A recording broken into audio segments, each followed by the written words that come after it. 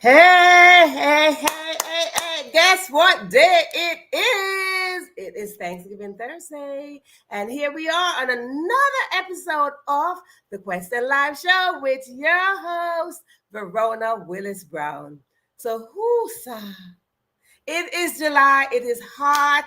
It is beautiful. It is my season. I don't know what is your season. Whatever your season is, hey. But this is my season. It is 90 degrees and I love it. So I hope everybody's out there. I hope you're enjoying the weather. If you don't have 90 degrees, I should just send you some. If you want 90 degrees, I could send you some. Okay?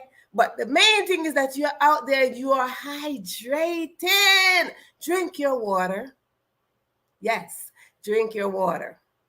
So speaking of water, we get down to that in just a few. But tonight we are going to have something different. We are now in a series.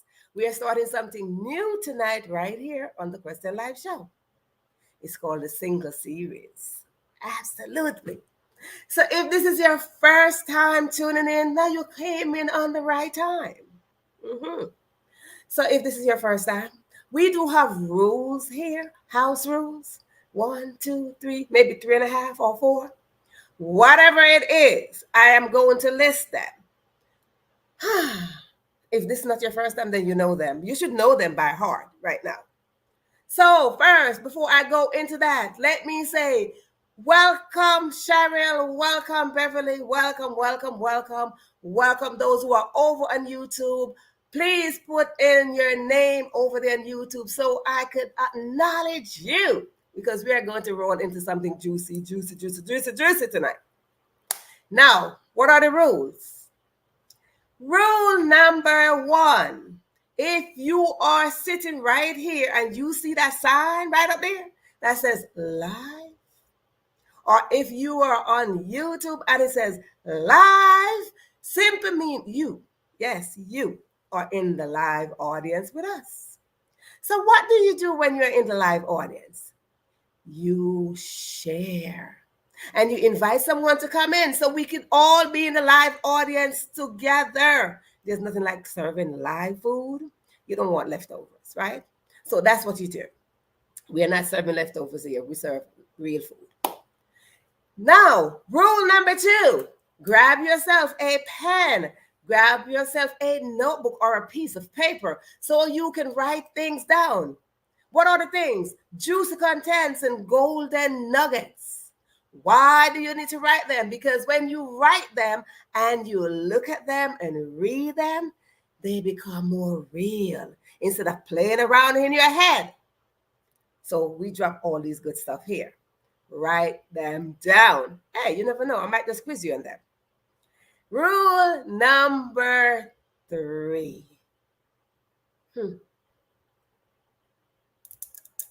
Grab yourself something to drink. Absolutely. Grab yourself something to drink. I don't know what is it that you drink. Maybe it is water, wine, tea, juice, soda. Well, Jesus turned water into wine, so let's just say we add that too.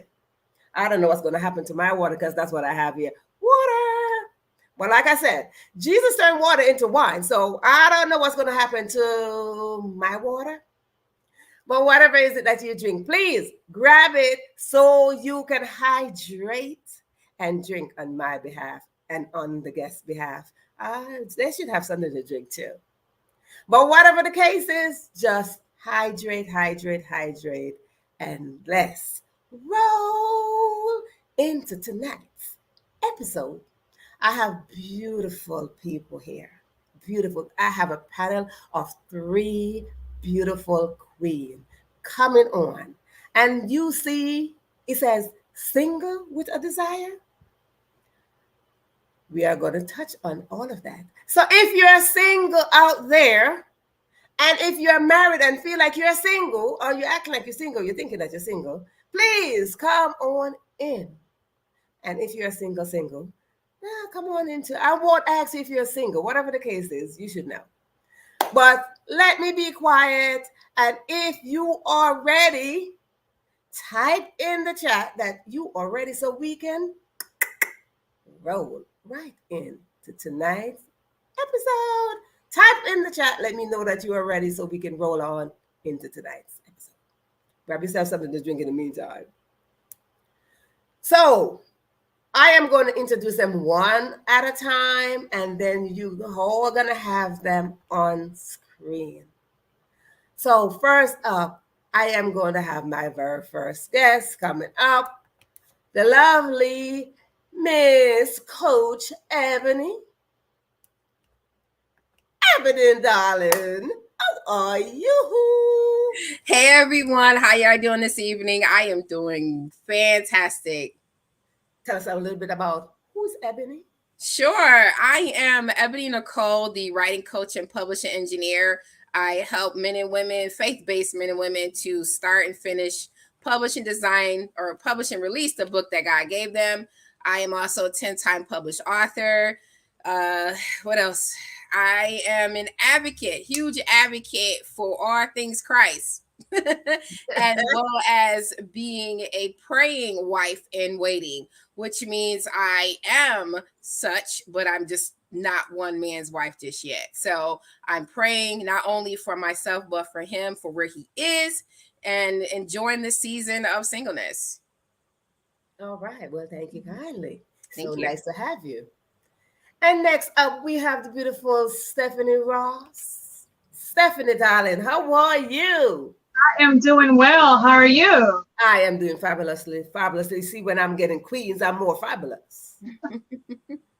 Tell us a little bit about Stephanie as we welcome you here on this episode. All right. So I am a preacher. I am a women's empowerment coach where I help to empower women by pushing them into their God-ordained purposes. I am an Amazon international best-selling author. I am a visionary, and I am a business strategist. Oh, see, we're going to have some good times. I hope y'all paid attention. And next up, we have the lovely Chandrika. Welcome. It's good to be here. Thank you for having me. I am Chandrika, and I do... I've authored a book. I do wellness coordinating, and I'm in it. I exhort, etc., etc. I'm Chandrika. Right. I'm Chandrika. That's who I am. That's it. You know, she got a lot of stuff going on.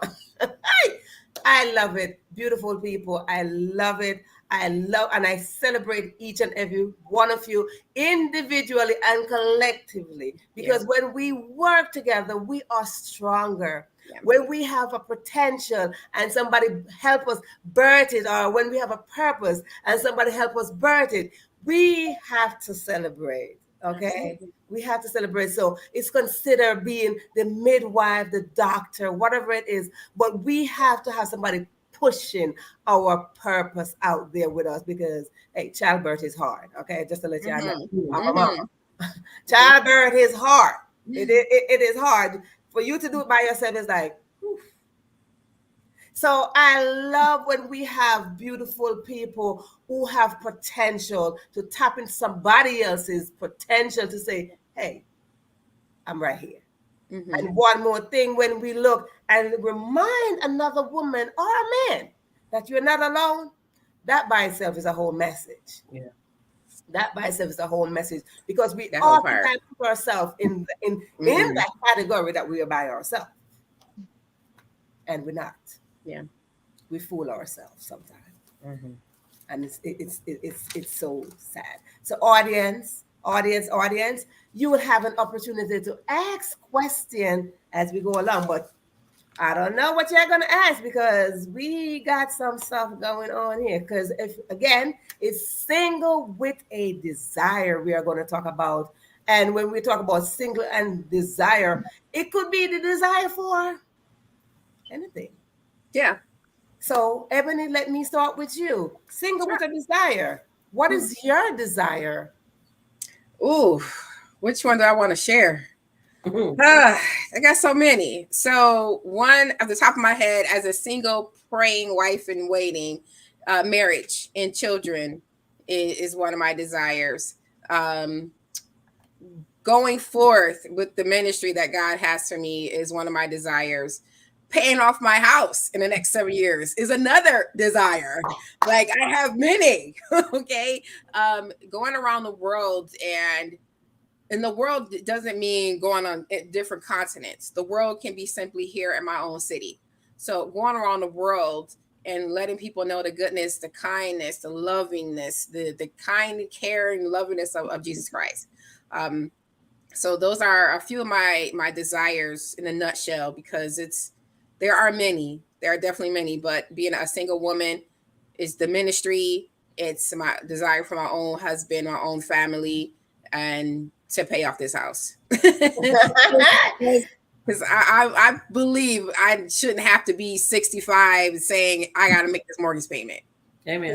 No. I think that is a scam and a trick of the devil. I will not be held up in it much longer. Nope. That's like a hostage situation right there. It really is. I don't not doing that. Mortgage. So, Stephanie, the same question I'm gonna go for you. What's your desire? Is when it pertains to singleness and being aligned with the right person, I would say my desire is to be equally yoked with the right person that God has for me, and to be matched with the person that God desires for me to be with. So just being with someone that has a heart for God and a passion for God, and the same, and we're working in ministry together. That's my desire, to be with that type of person. Chandrika? As it relates to relationships, I desire peace. I desire contentment. And if a man comes along that can contribute to that, great. My priority is peace and contentment, joy, being happy. And I don't have to have a relationship with a man or marriage to experience that. So if a man comes along that can contribute to that, great. My one desire is peace. Yeah. And I'm gonna throw right in there because I like that. Because that's the thing right there. When we don't have something, we cannot see that from somebody else. We must first have that. Like, okay, I desire to have peace. But do you have peace? Right? And then that what you have is where you expand it and say, okay, let me make room. Let me make room to receive that. Let me make room to receive that peace from somebody else. So you can't come to me if you're not peaceful, because they see I'm in my peace. I'm in my zone. Right. You get to recognize that peace for yourself. Yes. You have it yourself. You recognize when someone is chaotic. That's right. It will immediately, darn near instantly, disturb you. Right. And it's like, why is my boat rocking this hard? What's happening right now? Like, there's no storms of anything in my life. Let me do an evaluation. Yes. Oh, I added this person. Now, it doesn't even have to be a relationship with a man per se. It could be with a family or friend or anybody, a new acquaintance. And you're wondering, why is my ship acting like this? Yes. Why are the waves kicking up like this? And when you evaluate your own life, you realize you can pinpoint who or what is causing it. That's right. Because there's a space. Yeah. Right? There's a space. There's an energy in that space. And energies are real. They are real. And you got to know your space. And you got to know how to guard your space. Open the door, open the window, pull down the curtain. Like, hey, like, I am extremely guarded. I was asked out on a date recently, and I felt like he was interrupting something just by asking me. I thought to myself, don't you hear me talking to myself? You don't hear me talking to me? That's funny. It's almost like I don't need another person to enjoy fellowship, communion, joy, peace. I don't need another person. He definitely is going to have to be, just crazy, out of this world. Because I had the same testimony too, the same story of wanting him to be a man in ministry and passionate about loving God and all of that. And I met him in church, and and I'm not, and I had to give him the ring back. I met him supposedly passionate about youth ministry, and I met him with all of that, and then I began to grow and mature, and I started to value something different in life. And my biggest thing is peace, love, joy. Some of the things that Paul talks about in Scripture, child. Yeah. I will, and I'll touch on what she said, and and I talk about this in my book.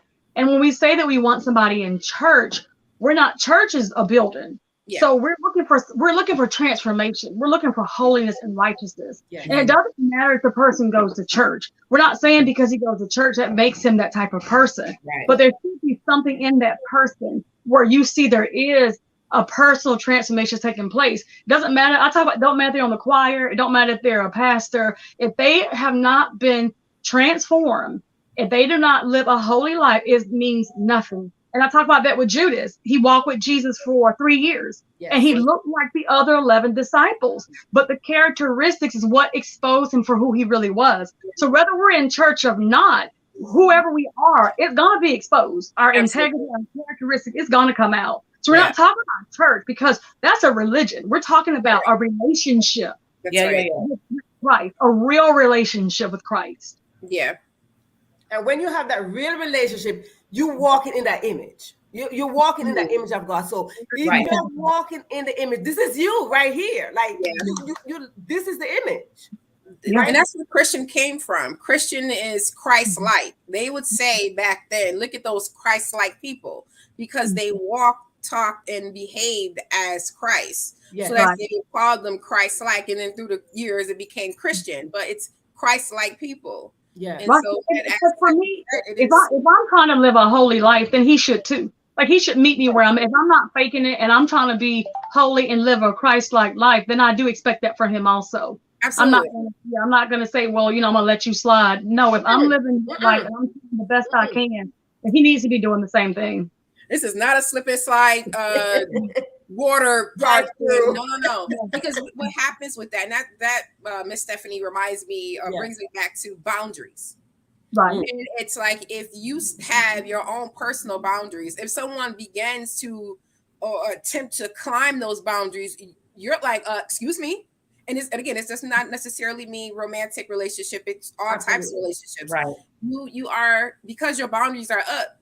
And if you are firm in your boundaries, people can attempt to cross them, but because you know what they are, you're more like, no, that's not it. But it's unfortunate that people are disguising themselves as Christians. It's unfortunate you have people who are they're in pastor roles and they're in clergy roles and they're in the choir. And it's sad that people are disguising themselves as Christians and they're really not. And it gives people who are really trying to live that holy life, it's like give them a bad, like, oh, well, are they fake too? Are they really a Christian? Because I went out with this person and he pretended to be a Christian and he really wasn't. So you got to really look for the character in a person and really look for real holiness is what I say. You know what? And I'm going to piggyback off what she said. Yeah. That's the whole truth. People can fake it. The devil know the Bible better than we do. And he knows us very well. He knows what we want. He knows our desires he doesn't know the desires of our heart until we speak that.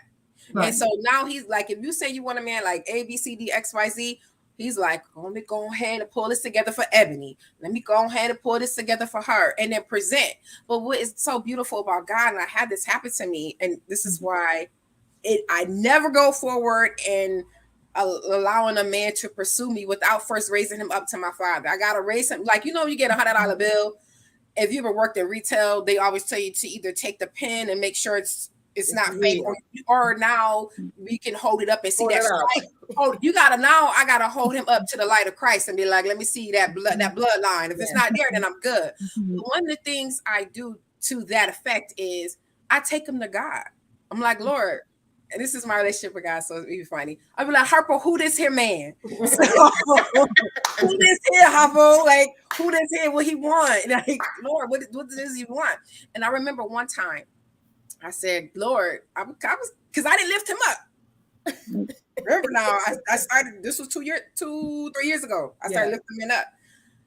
But I didn't at that point. I wasn't lifting him up. I would just see what happens, right? But at this point, I'm like, Lord, I like him. His pursuit is really good. And God said to me, I did not send him. There you go. Wow. And that's that. So who sent him, Lord? And so I was like, dude, I'm good. So ever since then, for 3 years now, ever since then, a man, I don't care how good he smell.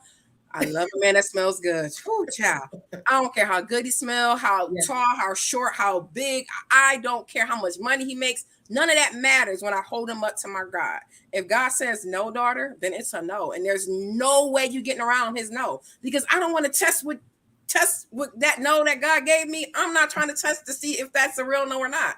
No, I know. It's that's true what you were saying about holding that money up to Christ. That's so good. And it's like when Jesus, we have the Holy Spirit that dwells in us as believers. So we should be able to have a spiritual discernment if this person is from Christ or not. And just like in the Bible, when Jesus knew that one of those people was a devil, because we have the same Spirit of God that is in us, we should know that when we meet somebody, who they are from.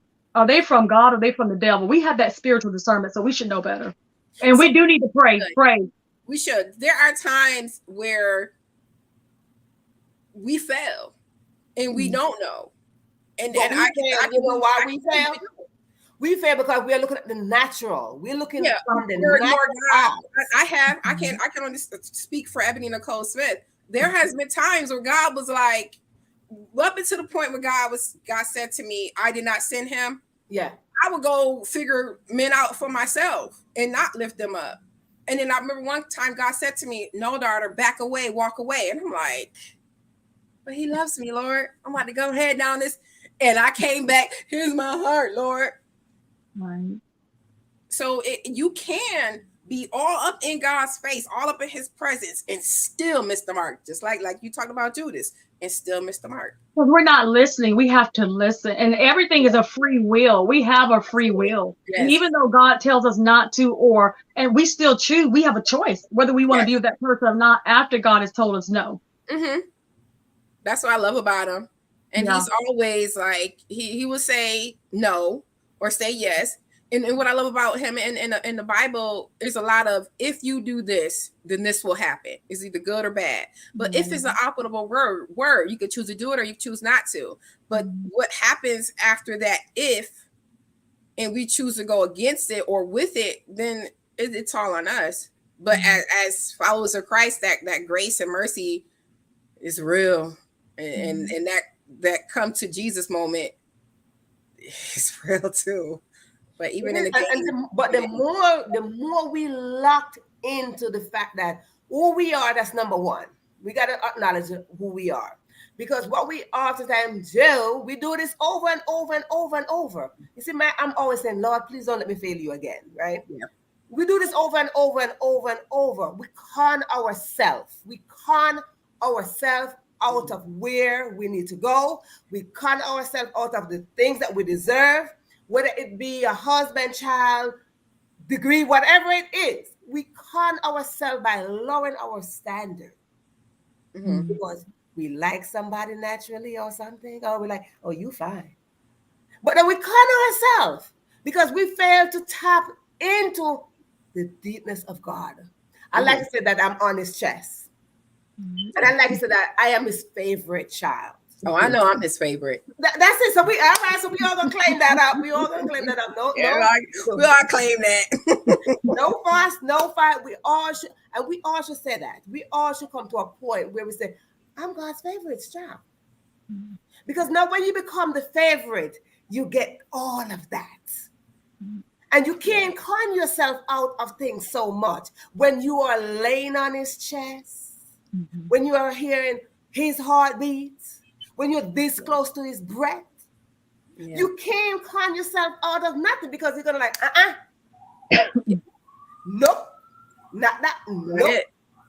I always say that we have to now, and we're living in these end times, and we're not playing no more. There's no time for making those mistakes. We gotta, and it shouldn't even be a physical connection. It needs to be a spiritual connection. Spiritual. And that's what we need to be looking for. We need to be looking for people's fruit. And that's what we're not looking for. You've got to be of a person. And that goes to, Stephanie, where it's scriptural. Two mm-hmm. shall become one. Mm-hmm. Right? And I don't think we are getting the full understanding of what that really means. Anyone want to chime into that? When two And shall the two become should one. become one. Stephanie, yeah. Well, I talk about that in my book about becoming one flesh, and I'll say it's not one flesh, not literally one flesh, but spiritually one flesh. Yeah. It's when you marry someone, so you become a spiritually one flesh. And it's that's being on one accord. It's one vision for the family, for the marriage, one vision that you both are striving to see. Becoming one is having to compromise. Now, when it comes to compromising, it shouldn't be you all the time compromising, but compromises should be had and should be made for the betterment of the marriage and relationship in the family and in the ministry or whatever it is that you're doing as you become one. Yeah, I'll read real quick. I wrote that down. It says the Bible says that after you are married, you are now become one flesh, not literally one piece of flesh, but spiritually speaking, you are now one person, one purpose, and one vision. Yep. Yeah. Chandrika, you want to chime in on that? I got nothing. I'm listening and you better hop in here. no, I don't have, you know, I'm not. I guess I am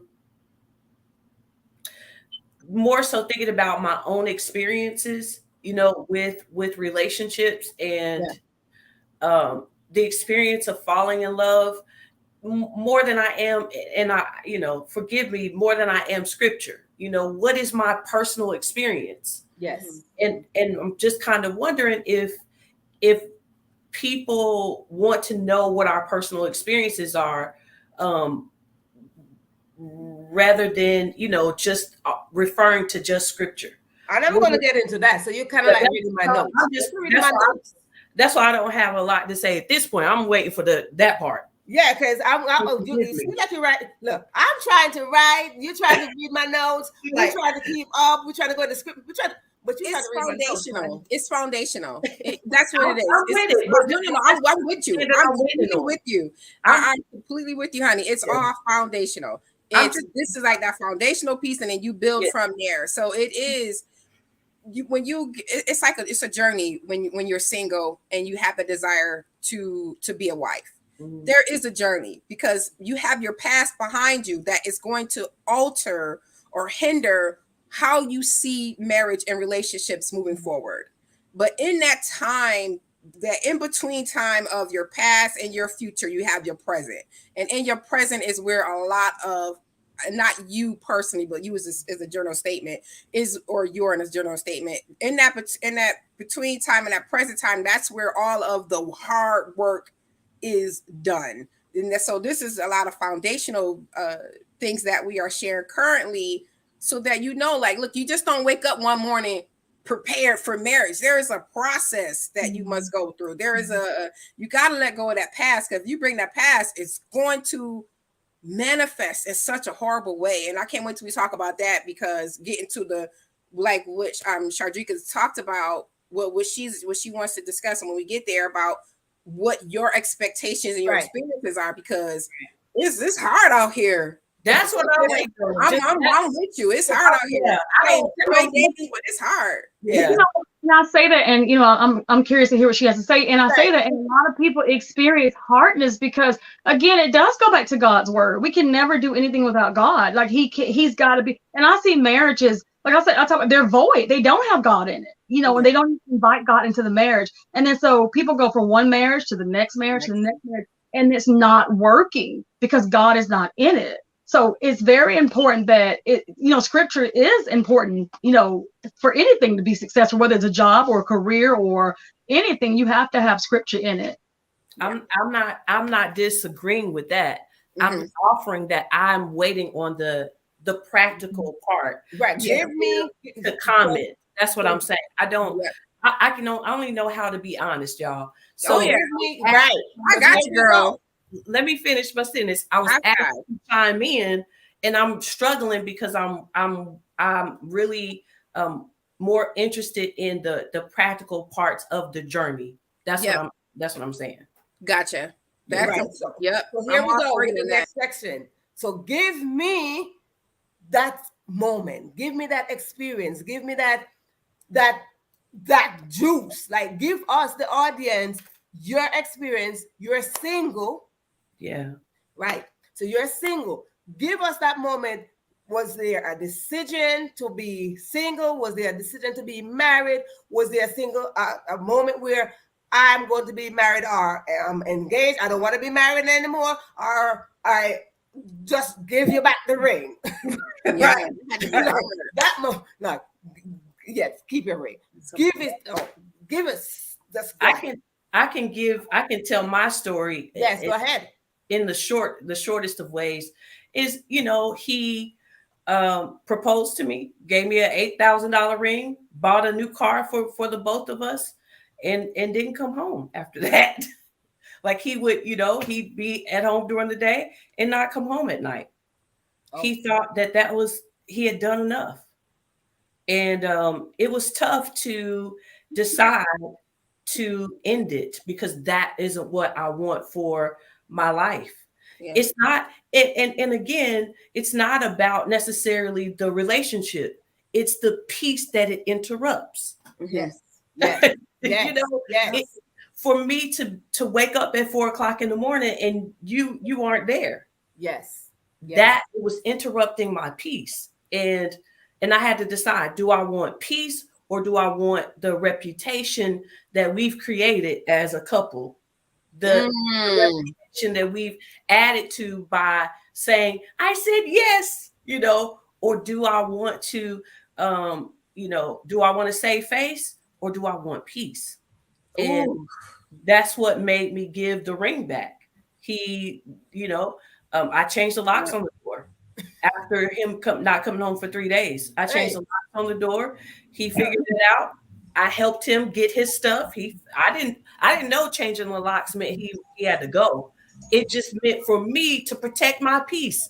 It was that important that if I locked the door before I went to bed at night and he wasn't there, I had peace that he wasn't going to be there. How many years were you with him? I was with him. The ring.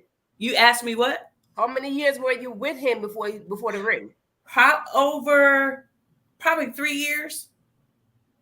Probably about 3 years, 2.5, 3 years. And he finally bought a ring and, and just really showed me that he wanted to start over. So I thought, and then he wasn't coming home at night. The reason he was there is because he had moved from another state. So it was for him to then, be there for about 3 months, get an apartment. He basically was starting over. Mm-hmm. But I was not going to help him start over without a sign of commitment. Mm-hmm. But he wasn't coming home. And so I gave him the ring back, kissed him and said, goodbye, I love you. Oh my God. And don't get me wrong, it was not easy, but my peace is just so much more important. Yeah. Yes. Because sometimes you just have to make that decision. Like you have to make that decision because at the end of the day, it is you. Yes. It boils down as individual. Yeah. No matter which way you look at this, it comes down as an individual, whether you say marriage or not. Some people are in marriage and they don't have peace. Yeah. Right. Some people are in marriage and they don't have peace. So at the end of the day, it boils down to each person. Yeah. What is it that you want for yourself? What is it that you desire for yourself? What is it that you so crave for yourself? Because no matter what decision we make from today, we must know and be sure that our desire is to be the best version of ourselves. Mm-hmm, mm-hmm. Yes. Mm-hmm. Yes. If it took, I think the other thing I desire, if I were to add to it, is authenticity. If be your real self. Yes. Right. If he contributes to me or my authenticity and I to his authenticity, send him, Lord. Hello. Yeah. It's perfect peace. Yeah. Yes. Right. But if that's it for me, so it's I almost feel like I'm not desiring a man more than I'm desiring to be to live my best life, and if he comes along to contribute to that, great. Those are my desires: to be authentic, to love people, to live in peace, Yes. you know, to live without confusion, to live debt free, sis. You know, Absolutely. but even to live debt free is to contribute to peace. Yes. Yes. You know, You better say it. You better say it. you know what I mean? To manifest and wholeness and completeness. Yeah. Yeah. And then if he contributes to that, Then great. amen. Yes. It's a compliment. It's a compliment. Yeah, Compliments don't disrupt things. Compliments, it's like I love wine. So when I go to Italian restaurants and wine are like, they have to go together. Yeah. So when I go out to a nice Italian restaurant, I have a glass of wine. I'll ask them what wine would go with this dish. It's a compliment. Yeah. And soda or juices won't compliment the acidity of the pasta sauce or anything like that. Yeah. So it's all a compliment. And I think that when you know, okay, sidebar, I'm hungry, so I'm using food right now. But when it comes to like pasta, you build, and if you put in seafood or if you use some type of meat or protein, everything in it can change based on what the ingredients are. So when you know who you are, Yes. you know what to ask God for, you know, and so asking God for a compliment to who you already are. Ooh, child. That's good. That's what, like what Miss Stephanie said, she, you know, someone that's equally yoked compliments. That's it. I need someone who is equally yoked to me. It's not us being the same, but we are compliments to each other. Mm-hmm. He compliment my purpose and my passion. I compliment his purpose and his passion. Hello. If his passion is to help you, then you know what? I have that in me. It's not as sharp as his or whatnot. Let's go. And let me compliment. There's something in me that's going to compliment my husband and his purpose and his journey, and vice versa. But you know, going back to what she said, I'm sorry, I forgot you. I can't see it on the screen. What she was talking about, this man and they were together for these years. We have to realize as women that there are some people that don't have a desire for marriage. They really don't. And you have men that want to waste women's time 2 years, 3 years, 4 years with no desire to ever be married. So when we meet people, our conversation on the first date should be, has God placed a desire in your heart to be married? There are some people who do not want to be married. Marriage is not for everyone. And unfortunately, you might have gotten with someone that never had a desire to be married, and he just was wasting your time. And people do that. They will waste your time. Yes. 2 years, 3 years with no desire to be married in the first place. You know, I looked at the word, the definition for desire is a strong feeling to wanting to have something, you know, and if he really wanted to be married, he would have married. You know, it doesn't take 2 years, 3 years, 5 years.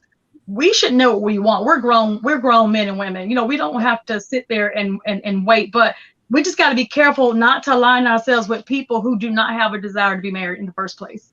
Yeah. And it's real. Those are conversations that are needed. Those kind of conversation. And that's why, and that is the reason why I called for this panel today, because women out there, that you are sitting there and you are seeking this kind of relationship, seek it with yourself first, because there are two words. One is want and one is need. Absolutely.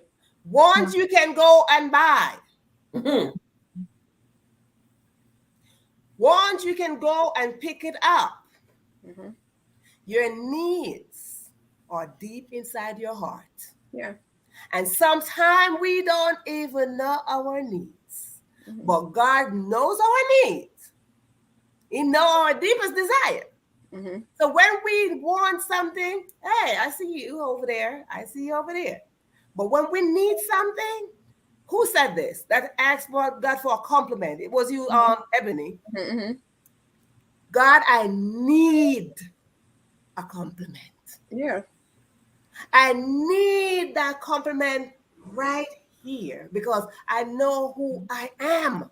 Mm-hmm. Mm-hmm. And it goes, we must always come back to ourselves. I know who I am. So if you are coming and you're not going to compliment me, see, that's you over here. God didn't send you. Mm-hmm.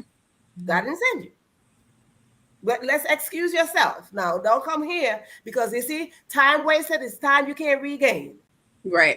Like you're not coming to waste my time because I'm going, antenna up. Bye. You got to go. You know, Well, you know who you are, but does he know who he is? And that could be the part. That's the next part. Yeah.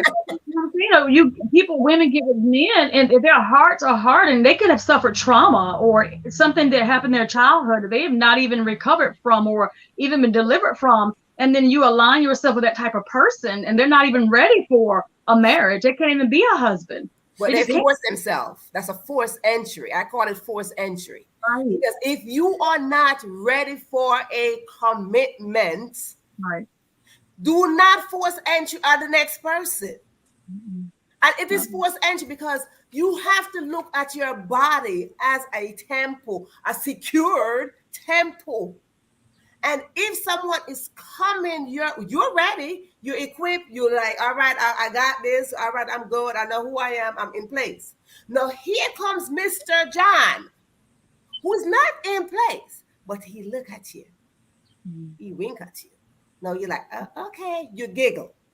Now when you do that, he don't even know who he is. But guess what? He forced entry.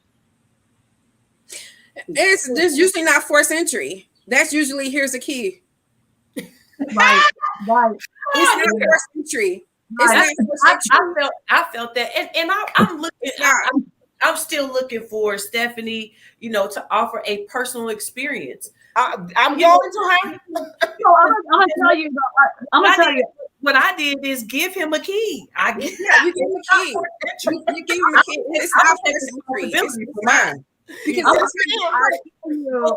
tell you, I can't help it. I am on scripture here, but I will say that if I had have gotten, God knows when we're ready. We may think we're ready 5 years ago or 6 years ago, but He knows when we're ready, right? And so I will say, if I had have gotten married before I knew God the way I know Him now, my marriage would not have lasted. I've said that. Yep. I was not ready to be a wife 2 years ago. I was not ready to marry somebody 5 years ago. That desire was not even really in my heart to marry a man. And I would say, I'm getting married. I want a husband. I'm going to get married. But I didn't really have that desire.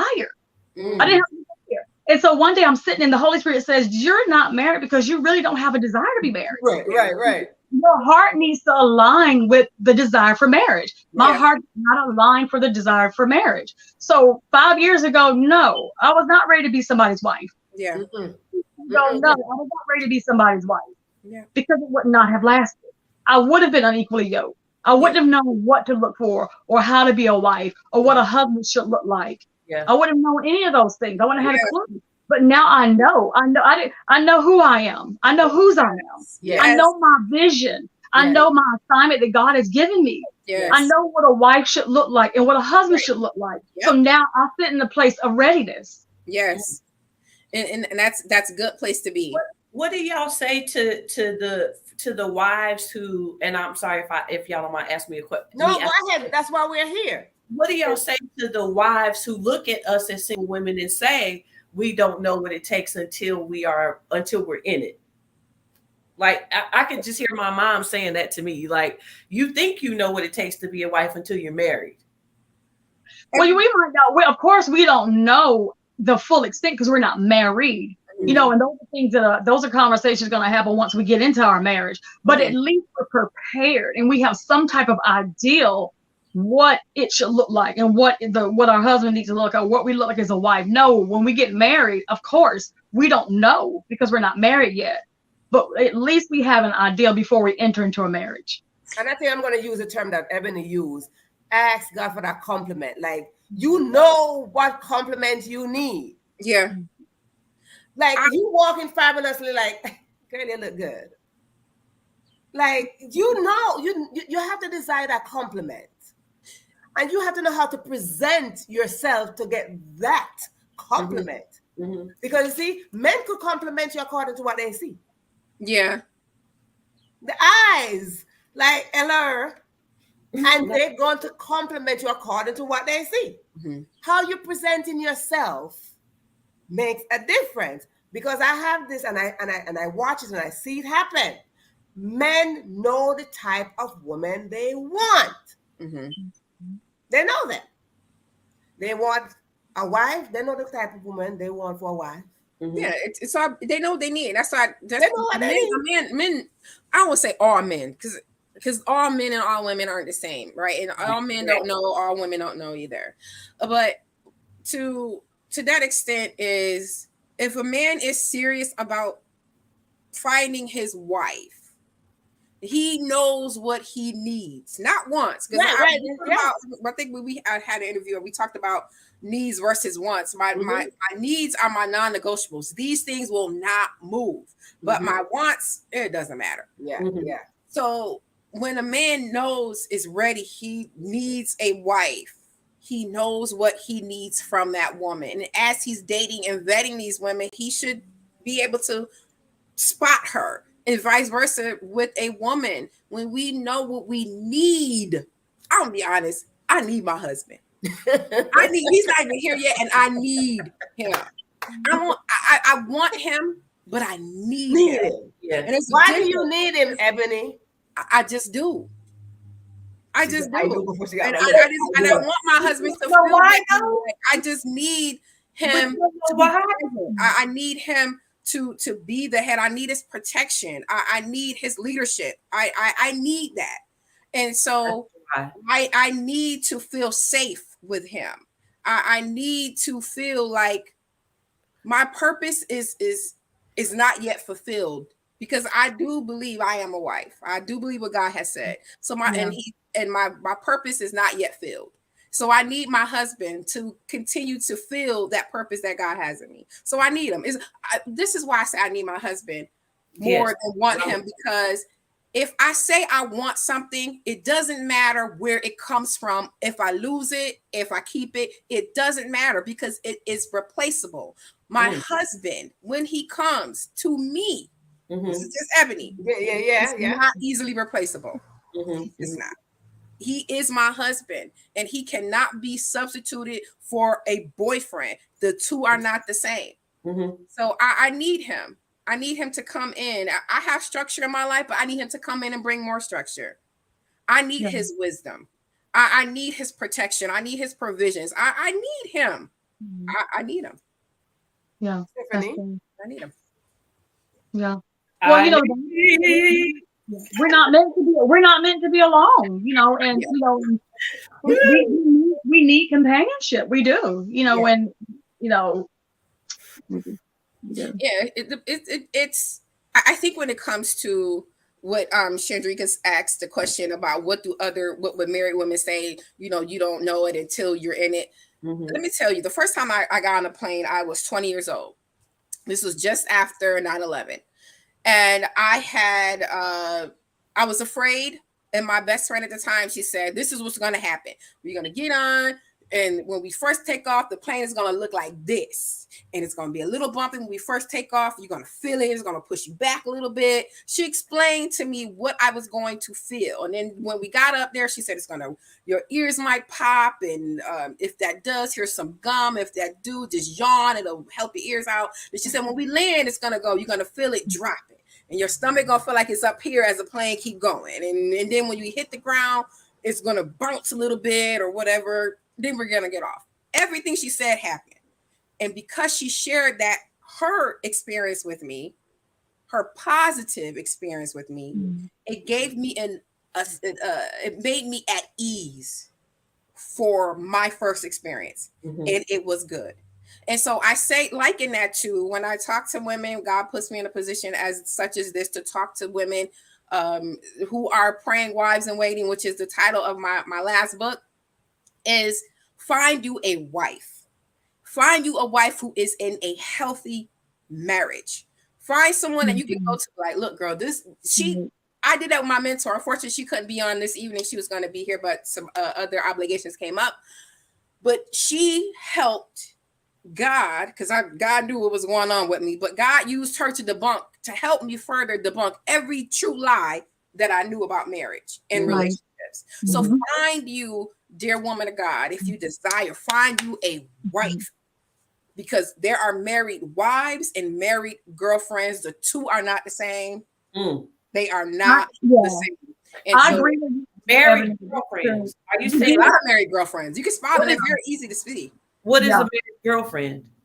A girl, okay, so a wife operates very different than a girlfriend. A girlfriend is all Oh, about you said married girlfriend. married girlfriend. Yes, because just because you are a married doesn't mean you're a wife. Mm. Ooh, Jesus. And it's just now listen, same thing for husbands now, because I don't leave men out of anything. Men can get intertwined as well.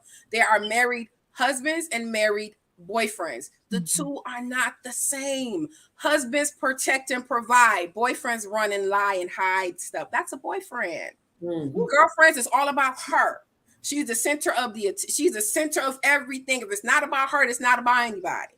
A wife, a girlfriend is not willing to compromise. It's her way or the highway. A boyfriend is, I'm putting my needs before everybody else's. A husband's like, let me make this the best decision for my family. A wife is, let me make the best decision for my family. Let me help my husband make the best decision for my family. What is it? A wife is one who, when the husband says, this is the vision that I have for the family, the wife will pray. No, I'm gonna say this because this is something I desire. The wife, I don't say she should, but I'll just clean it up a little bit and say me. When my husband says, before we get married, because I need to know the vision before, right? Maybe in between being his woman and becoming his wife, I'm his fiance, I need to know what the vision is for the marriage. What do you see? Because from there, I can pray and ask God for, if your vision go from A to Z, Lord, what part of the vision am I responsible for? He will say, thank you, daughter, for asking. You are responsible for M, J, M, and W. Then I'm going to pray for MJW. Because I know when those points come up, I'm already prepared for those things. A wife is in preparation for what her husband needs are. I don't want to see how it's difficult, but I get how sometimes it can be, because if you are a married girlfriend, you don't move like a married wife. It's different. And the same thing with married boyfriends and married girlfriends. I've seen married wives with married boyfriends, and I'm just like, sis, how can you not see this? This man is not a husband. He's not. And the vice versa. I see husbands with married to girlfriends, and I'm like, you don't see this? How could you not? But I'm just Ebony. I'm not in a place to tell people you married the wrong one, but they'll eventually get it. And then maybe they don't know. Maybe they haven't had that model growing up. Maybe they grew up in a home where it wasn't. I didn't have it modeled either. My mentor. That's what you need a mentor. Yeah, that's what I'm saying. We do have to find people like that. They should have to, because sometimes it's not, they don't know any better, and they, so yeah, definitely get a mentor. Yep. And like you would say, get somebody who's been in a successful marriage. You don't want to go to somebody who's in a toxic relationship and then they give you all these negative things about marriage. Go to somebody who has a positive relationship and get advice from. Absolutely. And one of the things, like in my book, A Praying Wife in Waiting, it's an anthology written by 18 women. And so one section of it is praying wives in waiting like myself. And then you have wives who are married from a year up. I think the longest was 33 years at that point. And so these are women who are in successful marriage. In one way, if you are a man or woman looking for a mentor in your journey to becoming a husband or wife, is how does that person speak about their spouse? If he only talks about all the negative things his wife doing, don't talk to this man about how to be a husband. He will destroy you. Don't do it. That man is not one that you should follow, because he is going to lead you down a path that you are going to find yourself hard pressed to get out of. Same thing for a woman. How does she speak about her husband? My mentor, I prayed, God, give me someone who is happily married. And it's not her happiness where she found her happiness in her husband, but she's just happy to be married. She's that brings her happiness. That adds to her joy, because Christ is our joy. So it doesn't bring her joy, but it adds to her joy to be married to her husband. Like, she speaks so well of him. Does it get on her nerves? Absolutely. It won't. I get on my own nerves, but it's they just speak so beautifully. It's a difference. You gotta hear it. I have a question. Is is it just me that has heard for so long? Because I have married friends that have heard for so long. Don't befriend single people. Like married husbands should not have single guy friends, and married wives or married wives. Wives have single girlfriends. So when you say, find a mentor who's married, I'm thinking to myself, my friends who are married don't want to talk to me about marriage or their marriage because really, I thought that's what it's supposed to happen. That's weird. You shouldn't talk to your single friends because then it's like, giving advice. It's not okay. So I understand where that is coming from. But you've heard it before, right? I have heard it, but I don't pay attention to it. And here's why. Okay. Because when I go to married women, it's not me giving them advice. I'm a single woman, unmarried, never been married. I cannot give advice to a married woman unless she's like, girl, I need to get him a gift. What do you think? But beyond married advice, sis, I'm not equipped for that. But I go to a married woman and ask her for advice in my single journey. How do I, when it comes to conflicts, everybody handle conflicts differently. I get that. I understand it. But what are some things that have gotten you and your husband through conflicts where y'all not like, as soon as he go to sleep, I'm taking a pillow and I'm gonna get rid of him. How do you handle conflict? What are some tips and things like that? So you can go to him for advice. That is so odd to me. I don't know. Maybe they're not. Are they hiding something and they don't want to? I'm saying you said that you would go to them and ask. I'm saying that I wouldn't because I thought that it's private. Like it's what they're how are you gonna know? Marriage, how they get through it is private or personal. But the thing is, if you desire to be married, who else should you go to? Right. You got to speak to somebody who's been in it. I guess my mama.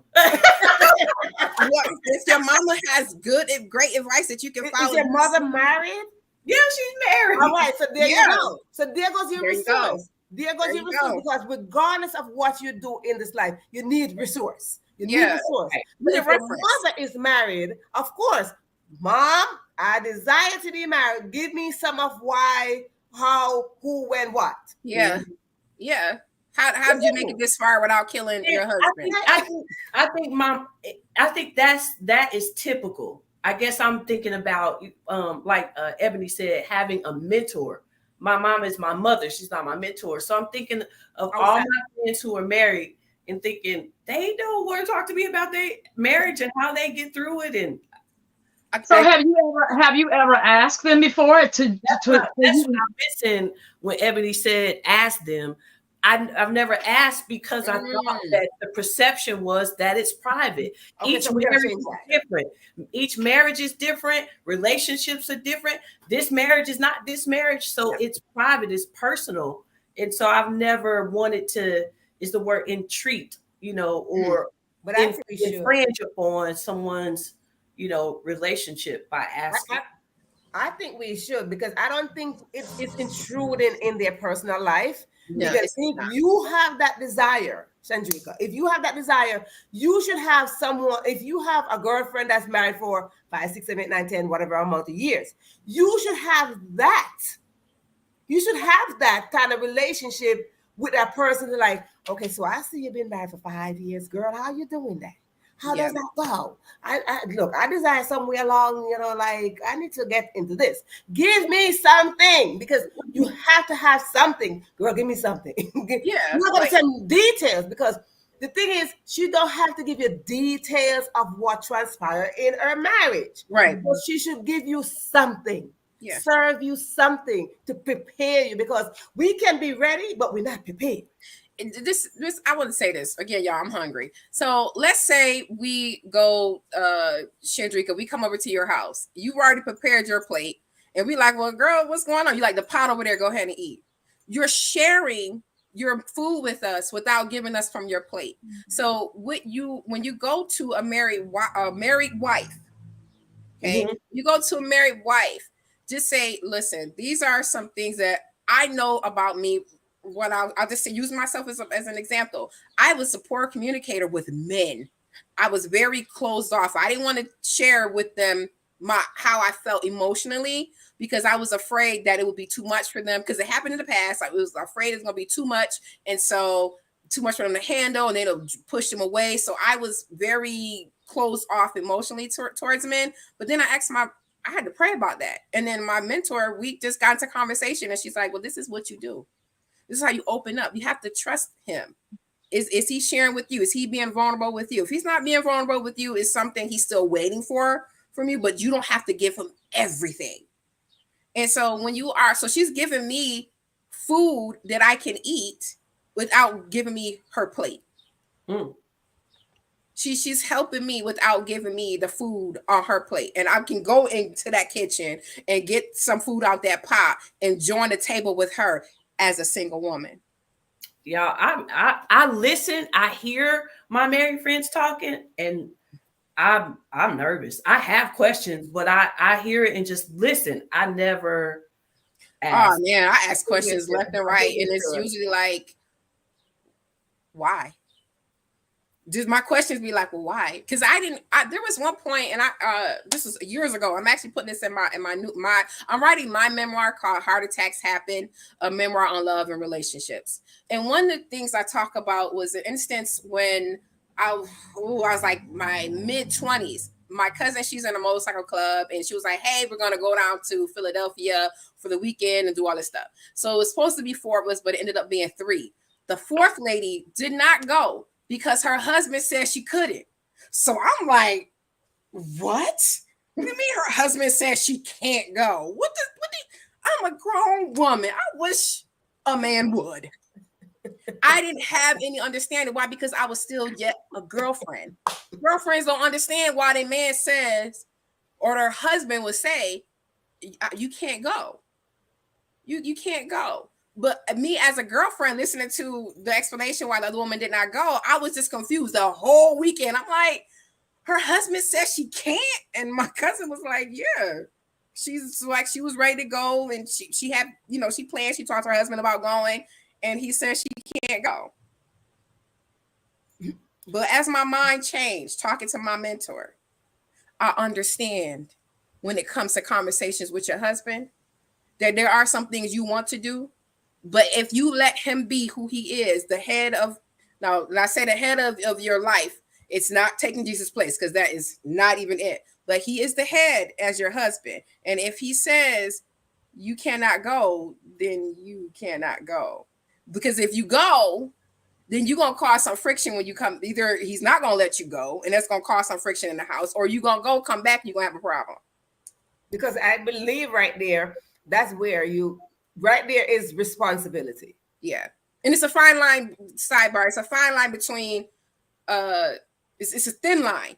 Fine, very, very thin line between controlling and stuff like that. Because accountable is the word.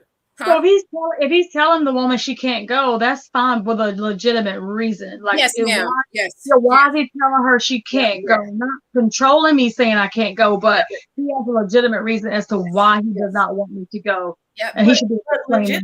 Isn't legitimacy relative? What she may consider legitimate is not legitimate for me. Because that's the thing. If I tell him he can't go somewhere, it's like you telling a child they can't do something. They always say why. Yeah. So if my husband tells me I can't go somewhere, it's got to be, well, why? And if I say, well, you can't go, he's going to want to know why. I just can't tell someone not to go somewhere without giving them a reason why. Right. Yeah. Because it could be, he was like, I want you home because of ABC, XYZ. We can't afford it because of ABC, XYZ. Right. It's just, I don't like the girls you're going to be with because of XYZ, for whatever reason. I don't like the fact that, I don't know why his reason, there was never a discussion, because I don't, no discussion of why she couldn't go. But it could be, oh, y'all going down to Philadelphia for the weekend to chill out with bikers? Heck no. Are you crazy? For whatever reason, it was just no. And I don't know if he gave her an explanation or a reason as to why. I don't know. But me and my girlfriend mind didn't understand it. In my girlfriend mind, I would have just been like, Okay, she can't go. All right. Like, that's what I mean by I'm scared to say something. I'm like, I don't have nothing. And it could be just from that's who I am now. But I think I remember when I would ask questions or not understand, and I would be vocal about it. And in most cases, it got me in trouble. So I just don't say anything anymore. I listen. I don't approach married couples about their marriage. I'm very careful of asking certain questions, because I just, I'm gonna pray. I pray God sends you a wife that you can lean into. But remember, my desire is not for a husband. My desire is right. So that's different. My desires are not for a husband. But it doesn't. Okay, so I want to say it doesn't matter, but it matters. How can I say this? You still want to be healthy in your relationship. Of course. And so I believe that a married wife can help you see marriage in that healthy, or see a relationship in a healthy manner. And so I would hope that you have someone who you can ask questions about relationships in any capacity. And if you just want a companion for the rest of your life, y'all take I have a friend who is he's a very successful man, but he doesn't want to be married. He said he wants to step in Oprah thing. That's what he desires. So that's what I'm like, you're gonna find. I think it's his level of success and worried about getting married and a woman divorcing him and taking. Because that's fair. That's a fear. I think that's what it is with him, because I think that's where he is. But he said he wants the Stedman and Oprah relationship. But there is still in that relationship foundational things that could, from marriage, that you could take, because you still got to know how to communicate. You still got to know how to compromise. You still got to be able. Somebody got to lead, and somebody has to follow. Somebody has to be that helpmeet. You have to be that helpmeet. Although you won't be married, or your desire isn't to be married, but it is you got to have that same level. I don't want to see. But I don't feel like I'm being understood. I'm not saying that if marriage is my portion, that I'm not open to it. I'm saying that it's not my desire. My desire is for peace, love, joy, happiness, contentment. And then if there's a man that comes along, my pursuit is only for that.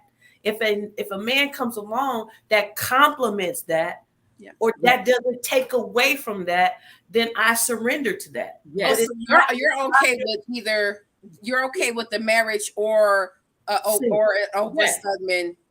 So here goes the question, right? I'm okay with marriage or single. So okay. I'm a little confused. So she's saying you want to be married if the opportunity comes, but it's not your desire. It's not my focus. My life is surrendered to God, my relationship with God. If marriage is a part of the will of God for my life, I'm open to that. But it's not my pursuit. It's not on my prayer list. That's your main focus right now. No. There you go. So that's the question I'm going to ask. But if it's not your desire, then why would God give it to you? Because we always say God gives us the desires of our heart. But if that's something that's not a desire, then I'm saying, why would God say, I'm going to give something to her that's not her desire? Because I think what is happening, Stephanie, I think it's not her desire right now. Not right now, are we not getting that? Is it not your desire right now? It's not a focus. It's not my focus. The energy, if you will, that is desire only desires to be at peace. It is only to be content. That's it. If a man helps me achieve that by marriage, then here in my Lord, send him. Right. And so I don't know how to explain it, and I'm tired of trying. So here is this question. Hold on, Stephanie. I did get a bit confused there for a minute, but hold on. I'm not confused though. Wait, hold on a second. That's all that matters, Hunty. Yes, I'm not confused. But that's all that. Listen, if you understand what your heart's when I understand, then that's all that matters. I am living my life. Yes, literally absolutely. to the point, thriving to the point that sometimes if I am pursued, most likely by a guy that's not attractive to me, it feels like an interruption. Like, where you come from? Why are you disturbing me? Yes, I'm at that place in my life that if he has, there's something that has to be about him. I don't even know what it is. That's got to hold my attention. It's spirit. That's what it is. And what of the soul. Don't ask me what kind of spirit it is. I'll know when I see it. The depth of the soul. Yeah, I'll know. Find the depth of his soul. His soul got to attach itself to yours. It's the depth of his soul. Yes, that's it. That's the it. depth of his soul. Because looking at them, you're like, yeah. But you got to go inside. Yes. The depth of his soul to say, I don't got to question where you're coming from. Yeah. Right. So this is gonna throw me to this question to say, do you believe singleness is a ministry? Let me ask you, Stephanie. Is singleness a ministry? I think singleness can be a ministry while you're in singleness. Absolutely. While you're single, you're in a ministry. You're operating as a single person, and so you're serving. You're doing the things that God has called you to do while you are single. Ebony, I would say it is, because there are certain things you have to go through in your single season to prepare. If your desire is to be a wife, then there are things you need to go through in your season of singleness to prepare. Now, if you're single and your desire is not to be married, there are still things you got to go through to prepare yourself for whatever else on the other side of this single season, or in addition to this single season that God has for you. Like, the desire is there. That is my focus. That is one of my prayers. I think about God and the purpose of me as a wife and a helpmeet to one man. I think about that. That is on my prayer list. I created a journal about a year ago called Prayers for My Husband. And I sell that, and the basis of it is to write down prayers specifically for your husband. God, what does my husband need? Is that's one thing I ask. What does he need? And God would tell me. And God would say, oh, he needs stability, prayers for stability. Okay, so let me go find some scriptures that focus on being stable in Christ. And then I find those scriptures, and then I'll cater my prayers based on those scriptures for my husband. He ain't even here yet, but I'm praying for him. So I think, like, in your single season, it is a ministry, because I'm ministering to my husband. He's not even here yet. I pray for him daily, I promise y'all, because I pray for him because I want him to be covered before I even get to him. It's good stuff. I want him to be covered. Lord, I don't know what he's doing right now, but I pray right now in the name of Jesus that you open up every door that needs to be open and close doors that need to be shut. I pray that when he steps into a room, that he knows he belongs there. I pray that the atmosphere changes, because for the atmosphere changes to welcome him. I pray that when he opens his mouth, you give him the words to speak. I pray that he finds favor where it's not common. I pray for him, because why pray when he arrives? Because when I pray for him now, because when he does come, he's already going to feel familiar to me. Yeah. Or already know, like, this seems really, I know you. Because you already connected to a spirit. That's it right there. It's, you look for that knowing, that familiarity, if you will, or that family. And it'll happen. To me, without, that's another story. But or that's my personal experience. I just, if it's supposed to be, it's supposed to be, and if it's not, I'm okay with that. And that's a good place to be too. Mm-hmm. Oh, let me tell you, as a single woman, you yes, it is. God, the Bible said that God will give us the desires of our hearts. A lot of people take that different ways. Like, I have a desire and then God will give it to me. But for me, it's the more I spend time with God, the more he talks. He gives and you when he speaks, Mhm. he tells me this is what I have for you. And Right. when he tells me this is what I have for you, now I want it. Now I That's need it. your And that's what desire. I'm being prayed for. And that's where my desire comes from. So he will give you the desire of your heart. He's literally going to tell you what he has in store for you. And then that's going to become a desire. So if it's not what it is, if it's not what you want, then God hasn't given it to you yet. But you're open to it. It sounds like you're open to a lot of women. Maybe not like, open, Lord, yeah. I don't want a husband. Don't send him here. Don't do Right. it, Lord. Cling, no, bye. Like, Lord, I want to be married. But it's like what Miss Stephanie said, you can want to, but there's no desire, and the two are not the same. No, absolutely not. Absolutely not. So give us, Chandrika, did you answer that question? If it's Did the I? ministry? Oh no, I didn't answer the question. I think it depends on the person. Mhm. You know, it depends. You know, I don't feel like we can say that single is a ministry all across the board. Right. I Right. think Absolutely. it depends on the person. I think everybody should be tapped into their purpose as soon as possible. And Yeah. if you are walking in your purpose as a married person or as a single person, you know, I think it's more about fulfilling purpose than it is about single being a ministry. Mhm. I think I hope there's purpose assigned to everybody. Yes, absolutely. That would be my hope. And if you're fulfilling that as a person, period, then that's a good place to be. Okay, so here's his next question. Give me the most difficult moment right now, the most difficult moment being single. I start with you, Stephanie. Wait, that's such a loaded question. Go ahead.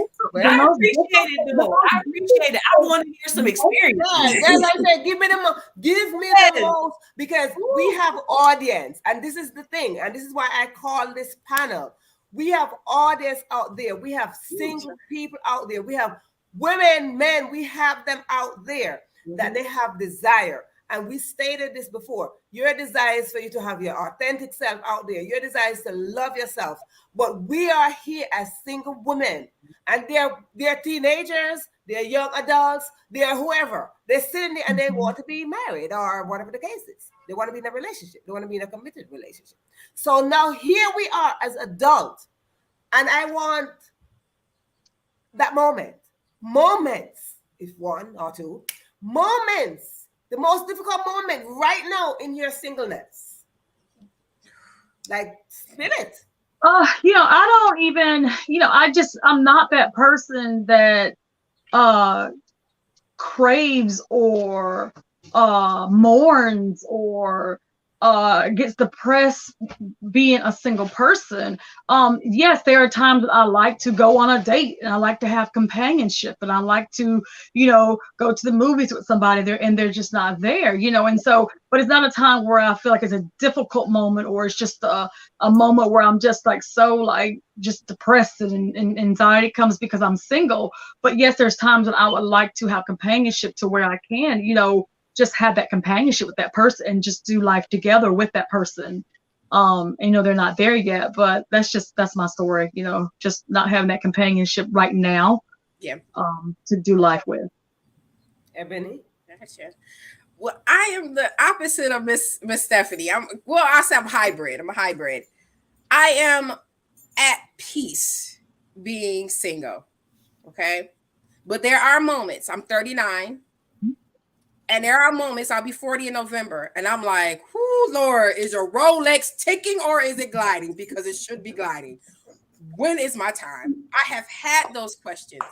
Yeah. Because although I am here, yes, I remember when I turned 39 last year, I was like, ooh, okay. I wasn't being courted.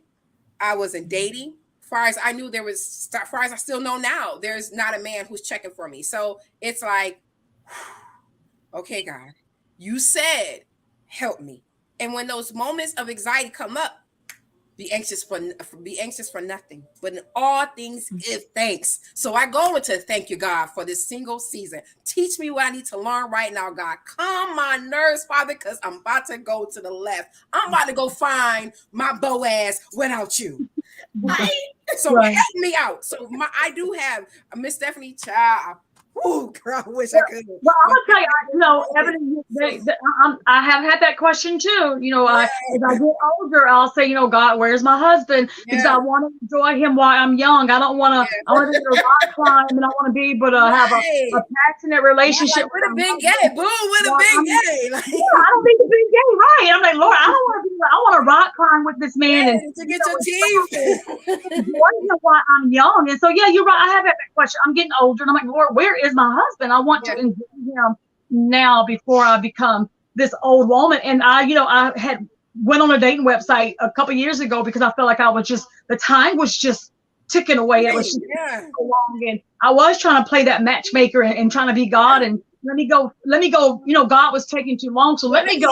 Help me. Help you, God, right? And then when I did that, God was like, nope, Abraham and Sarah, go sit down. You know, and so I had to just go sit down. But yeah. I think one of the hardest parts right now is, I'm going to say this, Lord Jesus. One of the hardest parts is actually being attracted to someone you consider a friend. And now here's my thing. I have men, when men come in my life, I don't automatically friend zone them. I don't. It's just a neutral space for me. This is for Ebony. Every man is in a neutral space. And from there, how we interact, how we go about will determine if he's a friend or if he's more. But even in a friend zone, you're not stuck there. Some people keep their friends as do you know the best men that know me are friends? So and then I said this to a couple of my guy friends, just in conversation, not trying to tell them shoot your shot. No, but in conversation, I am open to my male friends saying, Ebony, let's explore more. And them going right on over to the other side. Why? Because they know me. And this one particular friend, he knows me. Like, I am completely, utterly, unashamed, authentically Ebony when I'm with him. Everybody else don't get the full me. They just don't, because everybody's not privileged to the fullness of who I am. So yes, I have masks on and I wear them very well because everybody's not privileged and will not be privileged to me. But when I take them all off, it's still Ebony. Whether you get one, you get this one, you get that one, you get them all together, y'all will see a consistency. But there is just levels to me. But for him, I'm telling you, this is for any man and woman or woman. Check your friend zone. I promise you, the person that you put in everybody in the friend zone don't have to stay there. Some people I have men in my life who are married, so they'll always be friends. Or we just know, like, this will never be. But then there are some friends that I'm like, you could come out anytime. But see, but some men will put that friend right back in there, and you never know. You're missing that person. Because if someone for real just gets you, you're missing. Stop calling everybody your friend. Just be like, yo, we know each other. And then if you keep in your that whole mindset of friend zone, and that means you can't come out of it. Think about your comfort zone. Are you in your comfort zone, and have you ever come out of it? There's nothing in your comfort zone that is conducive to your future. And so for when it comes to friend zones, you never know who's in your friend zone that could be the one. So for me right now, is a hard part is that friend over there. He shoot his shot. He not gonna miss. He's not gonna miss. And it's not gonna be a hard game because I'm not playing. Here is the playbook, sir. It's not gonna be a hard thing. It's not gonna be hard at all. It's not gonna be hard. What's your difficult moment? The difficulty for me is not wanting children, believing that if I am to be married, he will be a Black man. And I think, it seems that most Black men want children with the woman they love. And I don't want children at this age. We could adopt maybe, but I wouldn't want to have any out of my body is what I'm saying. I don't want to carry children. You need to desire someone up in age that doesn't want children. Yeah. And you know what? And you know what I love about you saying that is because I want marriage and children. There you go.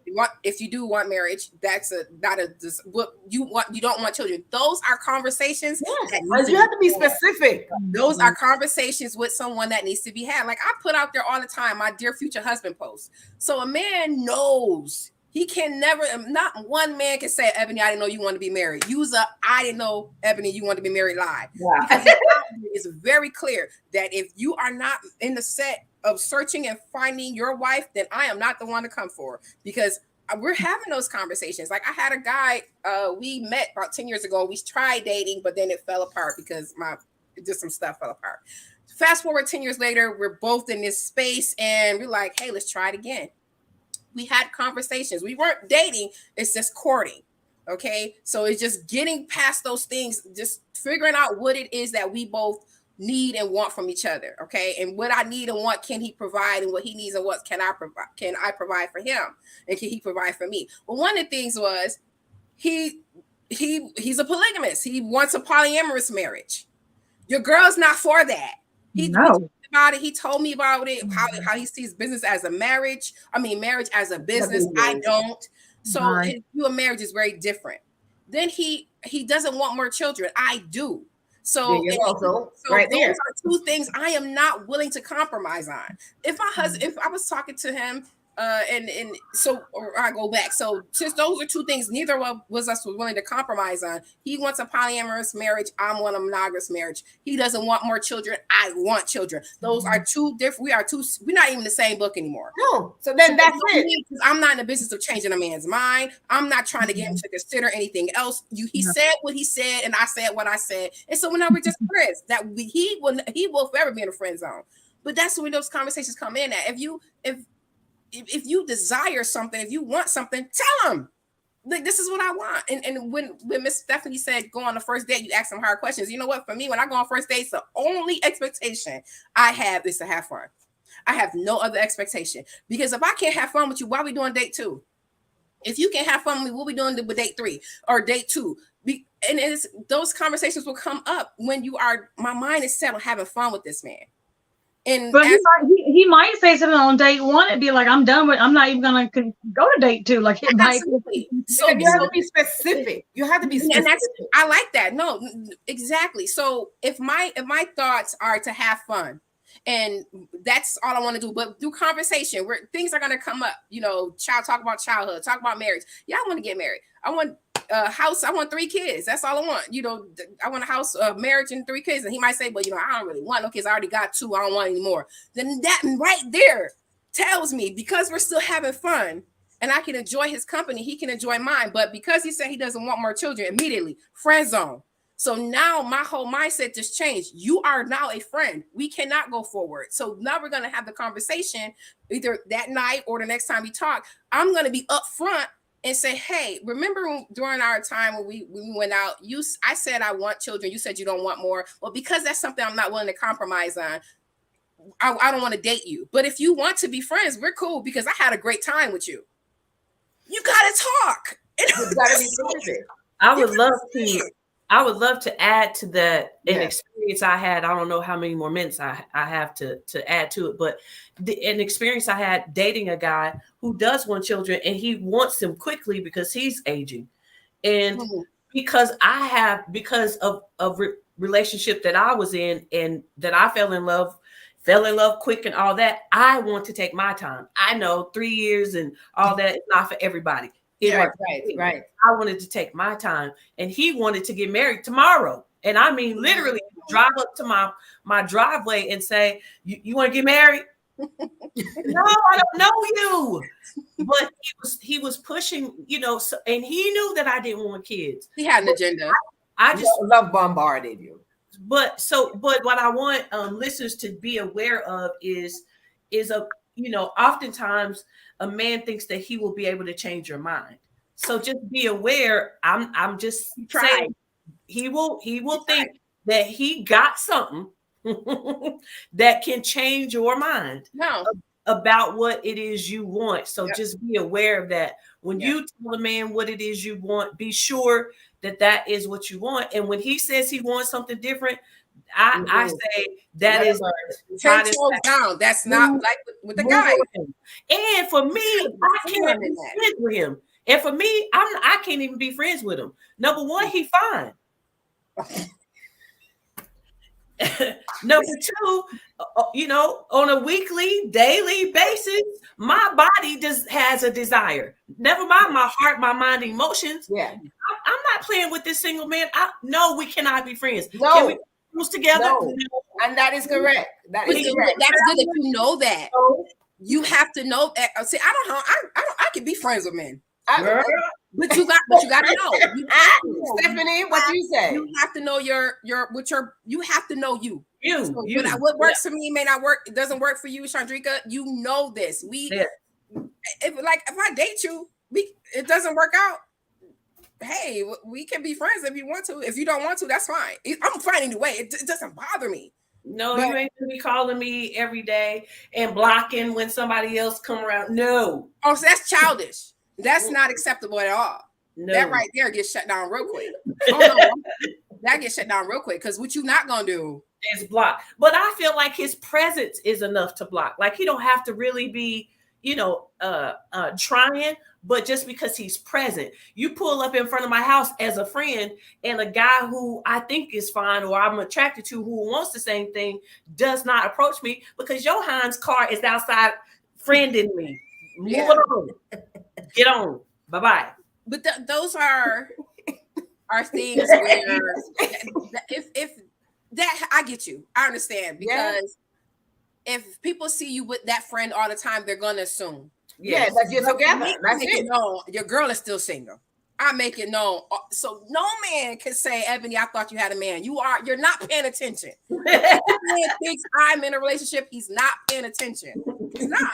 He can't be. But I think like when it comes to being single, this is a place, a space where I'm like, when the pandemic hit, I like my own company, so it wasn't bad. I love me. I enjoy my own company, so it didn't hit me bad. But now that I'm more home at this stage because I'm a full-time entrepreneur, I don't want to be in the house all day. So now I go to coffee shops and stuff and work and just to get out the house. But it's like Miss Stephanie said, it's about having that companion. And then that companion, I gotta be careful because I don't pray for a companion because then God can send me a dog. And I'm like, Lord, I just want, this is not what I meant, Lord. So, be specific. Be very specific. But yes, I get the, being specific when it comes to God. Yes, he knows what it is that's on our heart, but he wants you to verbalize that thing. Yeah, what do you say, Stephanie? Because I see you're nodding. For what now? Being specific when you go into God, because we just mentioned companion, and Ebony just said she don't want to just like God give me a companion. And he gonna give me a dog. Yeah, I want to spend. We want to be specific, but at the same time, God is an infinite God, and He knows exactly what He's doing, and He's not going to make a mistake. So yes, we do need to be specific, but I always say sometimes we can be too specific because sometimes in our being specific, we can kind of mess up because we do try to start playing God. And it's like, I look at when I say God put Adam to sleep.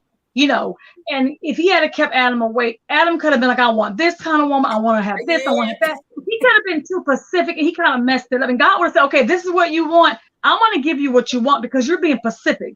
But he put him to sleep. And as I say, sometimes women need to go to sleep because sometimes we're too specific.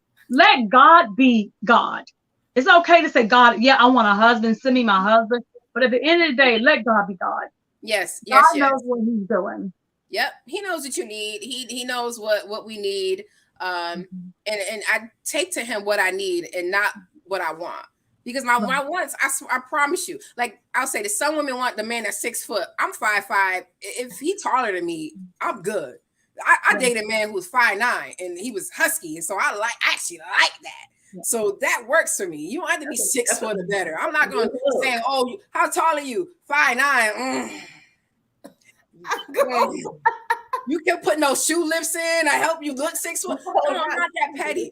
Because that 5'9" man could be the man that God has for you. Exactly. No, that's what I'm saying, sis. I'm agreeing, completely agreeing. That's what I'm saying. Like on my list, I did make a list. I was very hesitant about making a list. Until God, I promise y'all, I was very against making a list.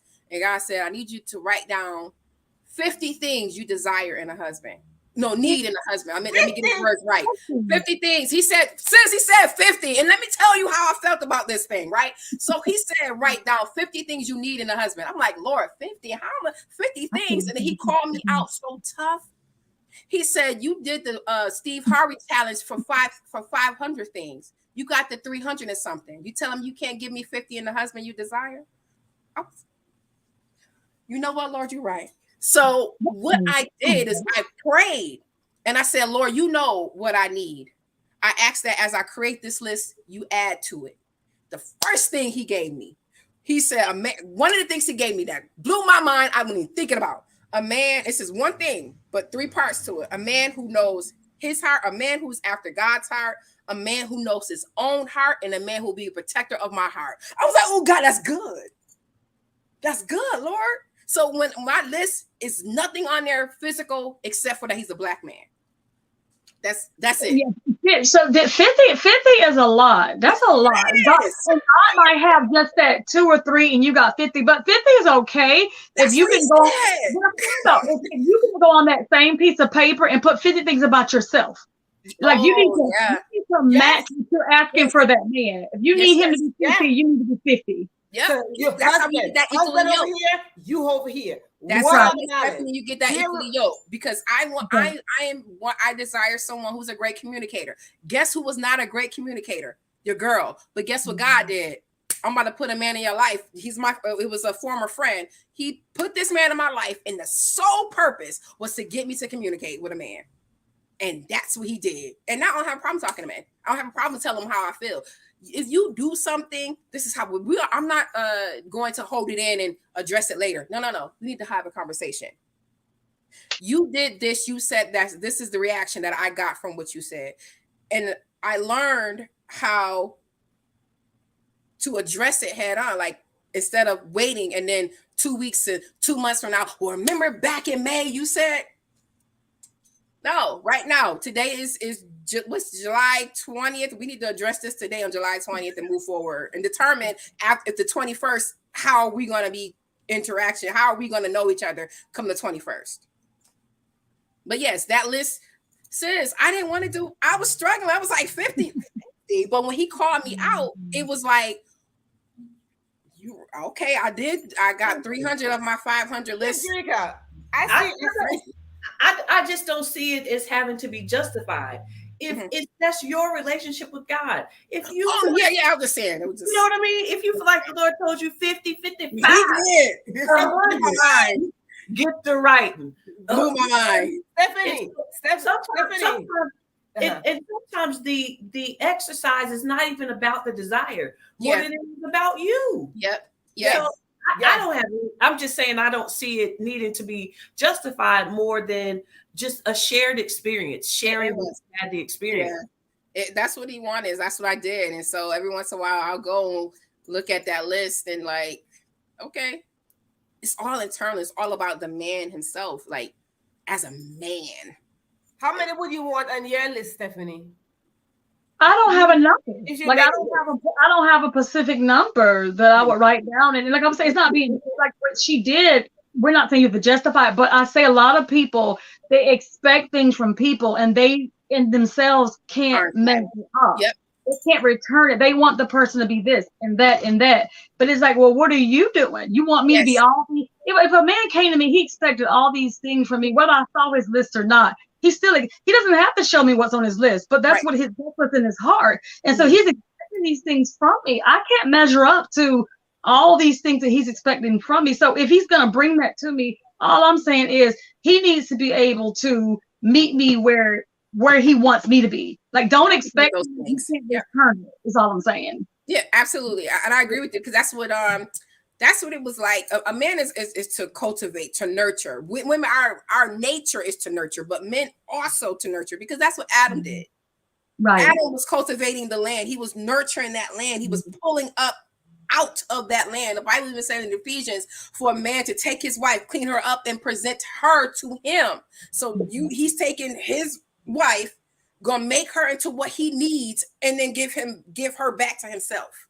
So it's not not that his needs aren't important. His needs are important, but you just got to tell me what your expectations are. And I think that's where the conversation comes in at. What are you expecting? Because I will let you know if I can meet those expectations or not. I put it in my book, in my memoir, how I had unrealistic, unexpressed expectations. I never told the men what I needed or wanted from them. I had it all up here, and because they weren't doing what I had up here and never expressed, they all failed.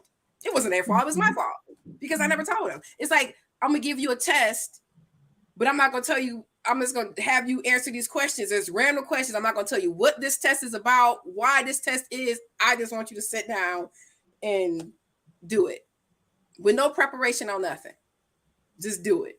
But my expectation is wrong. My expectations were false. And God had to take me through how to communication was a huge thing that we had to work through. Oh God.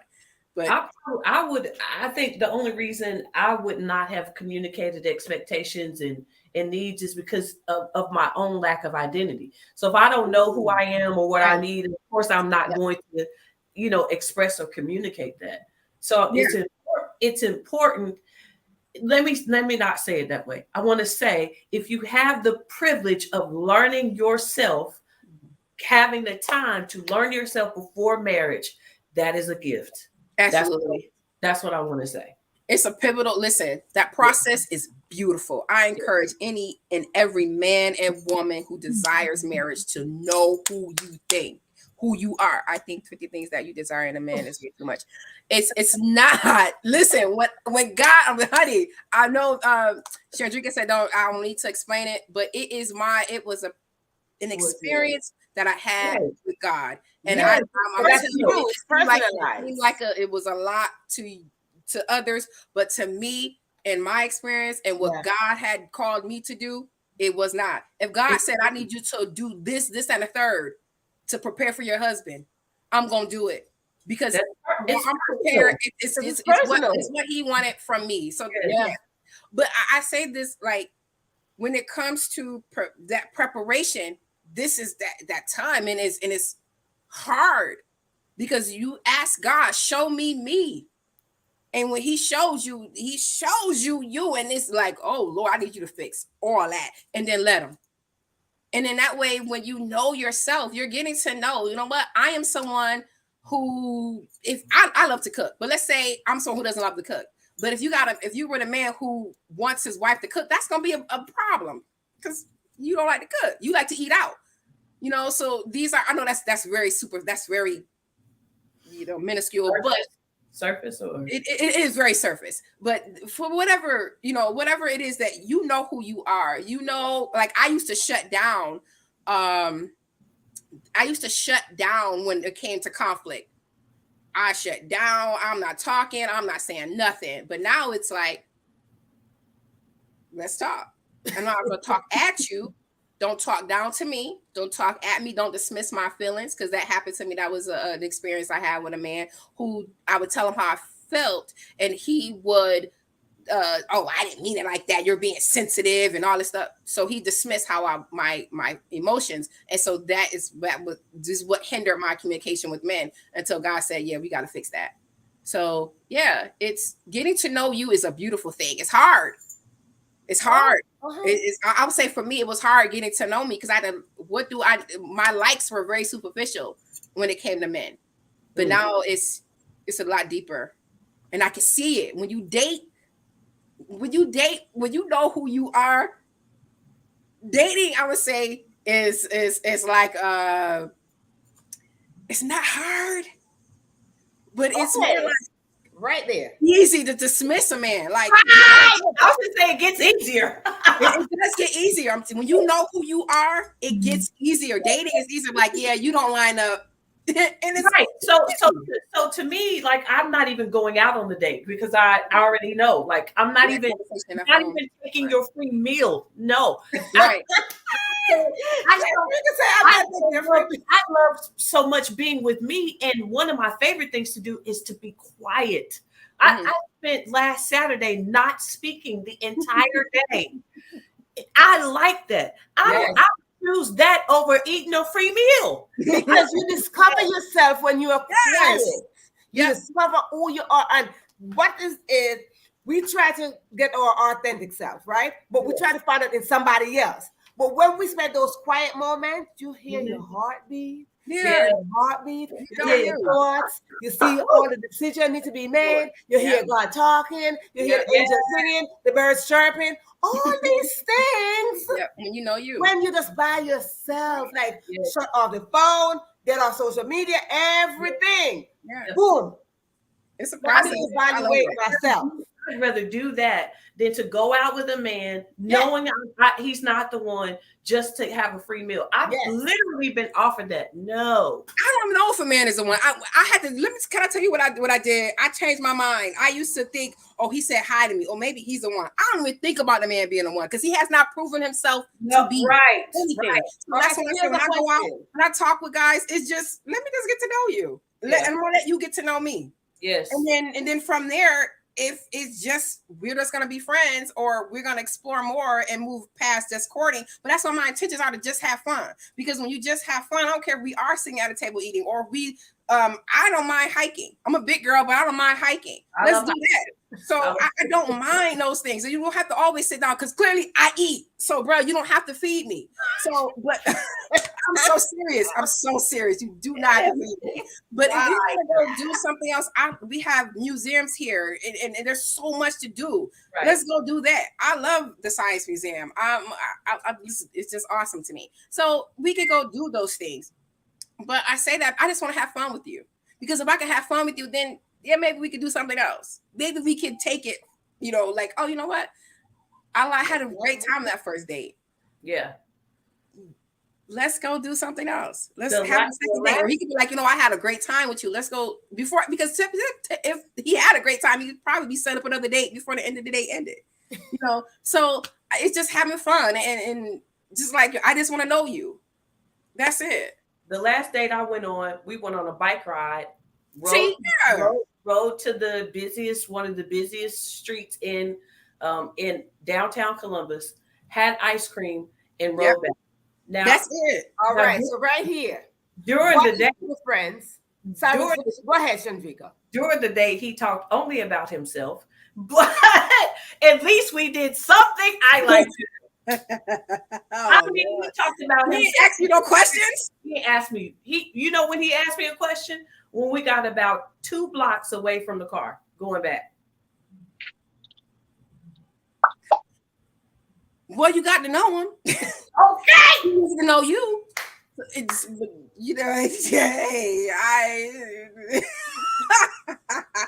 come on, sir. And I let him. You know what? It's so funny. There you go. I said that before. Women, we tend to dominate conversations with men. I used to give the man all the ammunition he needed. Nope. And then he turned into a weapon of mass destruction against me. So allowing them to talk, yes, is pivotal. It's very important to allow men to talk, because when you do, they will share some of the craziest stuff. And you'd be like, I would not have known that. Yep. And I know now what to do. Yep. Just let them talk. Yes. Yeah. So what is the difference between dating and courting? Stephanie? Dating and courting. To me, those words are so similar. Like, I don't know, dating and courting. Because I'm hearing that term. I'm hearing it going. It just so similar. I mean, you have dating with expectations as you're dating, or you're just like dating just to date, so I think that's how I would look at it. Like, we're dating, but there's expectations to our dating, or you're just dating to just date. You just met somebody you're having fun with, you're just dating with no expectations. Ebony? Yep. So for me, courting and dating, there's courting, dating, and then exclusive dating. So courting is like when I had with the guy, I was explaining how he polygamous marriage, no children. I'm a monogamous marriage, and I want children. We talked about that during our courting stages. We got out the conversations that need to be had to determine if we should date. Dating for me is we're not exclusive. You could go do you. If I'm dating you, we're not exclusive, but it is for me to determine, can I see more with you? At that point, I'm looking and determining, can I follow his leadership? Is he consistent? If he says he's going to do this, does he follow through? Is he for real into God like he says? If his attendance to church is spotty, questionable, it's a problem for me. These are things that now that we're dating, I'm looking more. It is not just about having fun with you. Now I'm being intentional about my time that I spend with you. When recording, my time is not that intentional. I'm just really just trying to figure out if you're somebody I even like. And because a man comes to me and say, hey, Eb, I would like to get to know you, that doesn't necessarily mean I like you. So now I want to let's court and I can decide if I like you. If I do like you, then we can date. And then while we're dating, now I really want to get to know you. And if I really get to know you, now we are exclusively dating. When we are exclusively dating, if we get there to that exclusively dating, then that's the expectation after that is marriage. But I won't know if you are on the path to marriage if we're not courting and even having a conversation about it. Because if your path is not to get married, then we're not dating. We're definitely not exclusively dating. We're definitely not going to get married because that's not the path that you want. So those, for me, those are different. And I approach each one differently. Chandrika? I am the author of a book called Lord, I don't want to die a Christian. I am a licensed minister. I have a degree in biblical studies, and I am also ordained. Those are what I am an expert at that. I'm not an expert at dating and marriage and in relationships. I'm not an expert. So I just learned a lot. That's what we I can only be honest. I'm with Stephanie as it relates to, they seem synonymous and synonymous in that I've always heard them synonymously. However, Ebony just unloaded. So it's like, okay, For Ebony, there's a difference. For Ebony, there's a difference. Right. And I think that all perspectives are valuable. So when I hear why they're different for Ebony. And it's like, I never thought of it that way. So, I share from my experiences because I'm an expert at that. And I'm also an author and a I love you, it's funny. You asked me about that. The whole part. It's just I think what made me separate courting, dating, and exclusive dating. Because for real, when you get to that exclusive dating, our next stage is going to be marriage. There's no let's do a whole Stedman and Oprah thing. If that's the case, that needs to be established at the beginning. That's what you're looking for. Intention. That's your intention. So you have to be, I'm going to say this because God is very intentional about me. So I need a man to be intentional about his approach to me. And so going through those things, because I don't want to know everything about you up front. I don't even know if I like you right now. See, I want to offer too, though. I guess I've never really divided the two or have these stages because I'm not dating multiple people. Yep. Even in as what you would call stage one. I'm enough. Never mind 2 guys or 3. I've never dated or I've been courted by multiple at one time. Because you're just trying to see, hey, whatever. And that even doesn't even that doesn't even mean for that we got to go out and eat. That's simple phone conversation. And we're talking. Why even can you hold a basic conversation? Mm-hmm. Like when you text, are you texting in like YWD all day? Yeah, Ebonics. I'm not even replying back to you anymore. I'm really not.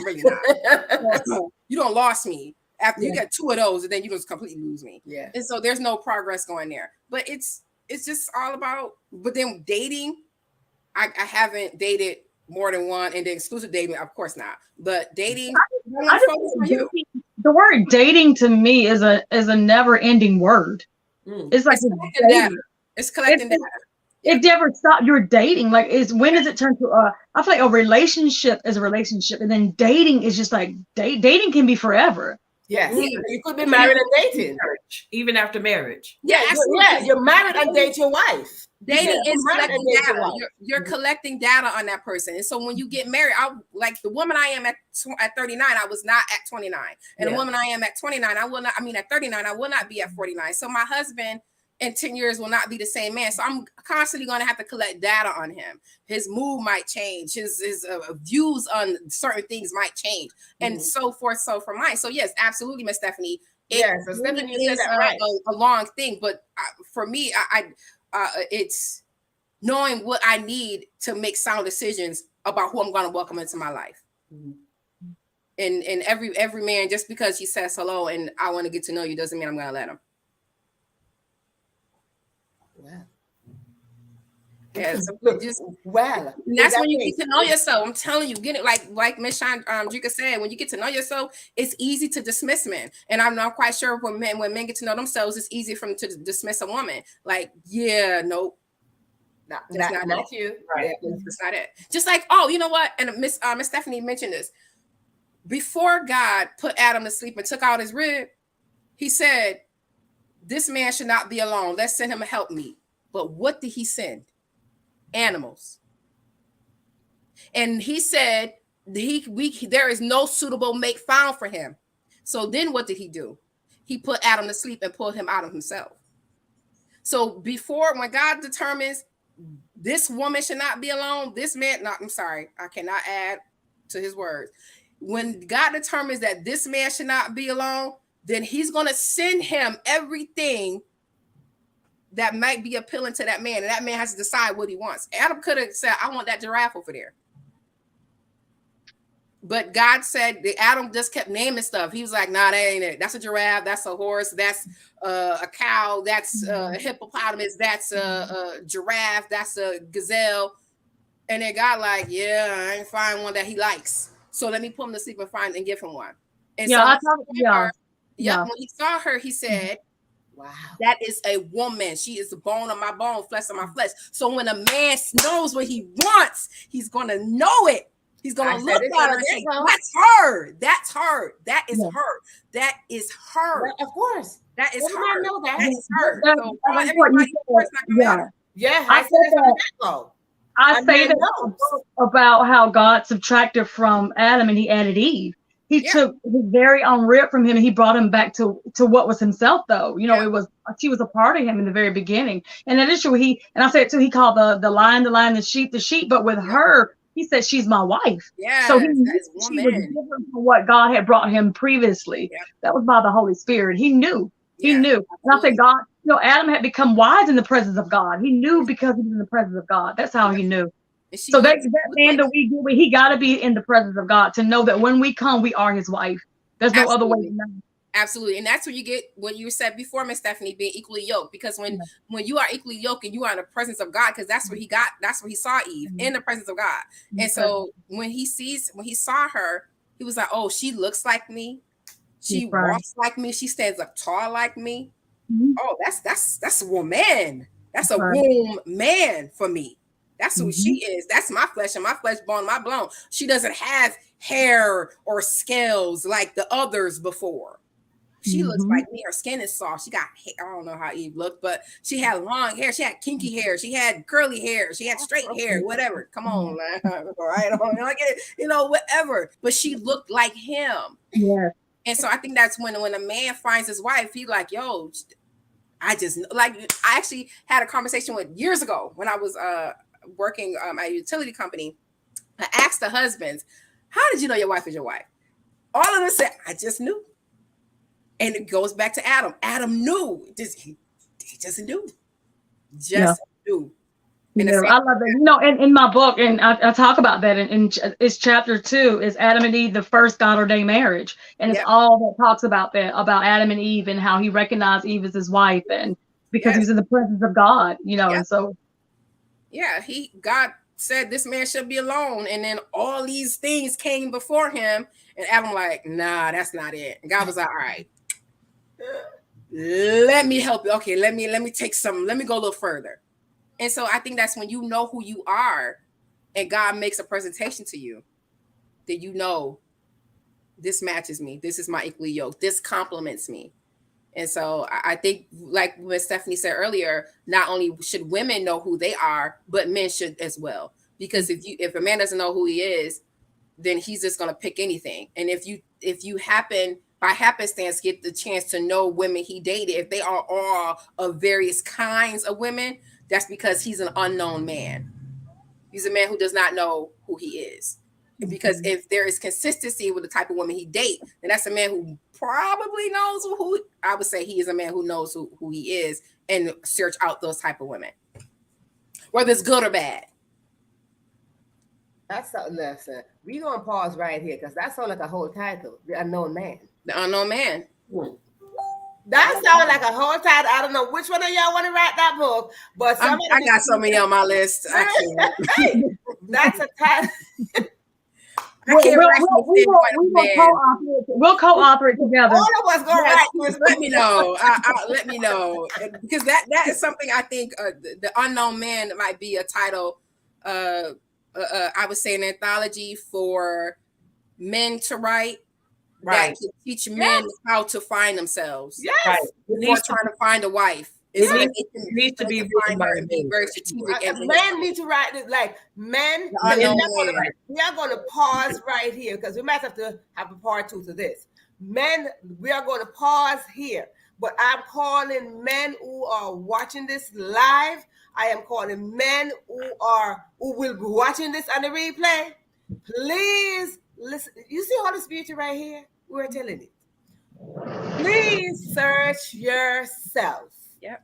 And I oftentimes says this: do not interrupt somebody who already know who they are when you are still sitting in your little boy's shoe. Do not interrupt them. Leave those women alone who have grown out of their little girl shoe and reach mature. Yeah. Do not interrupt them. Find out who you are. If you're broken, heal yourself before you interrupt us. Therapy. Period. And this is how we are going to end this episode. We went on. And this is how we are going to end this episode. We am calling on men.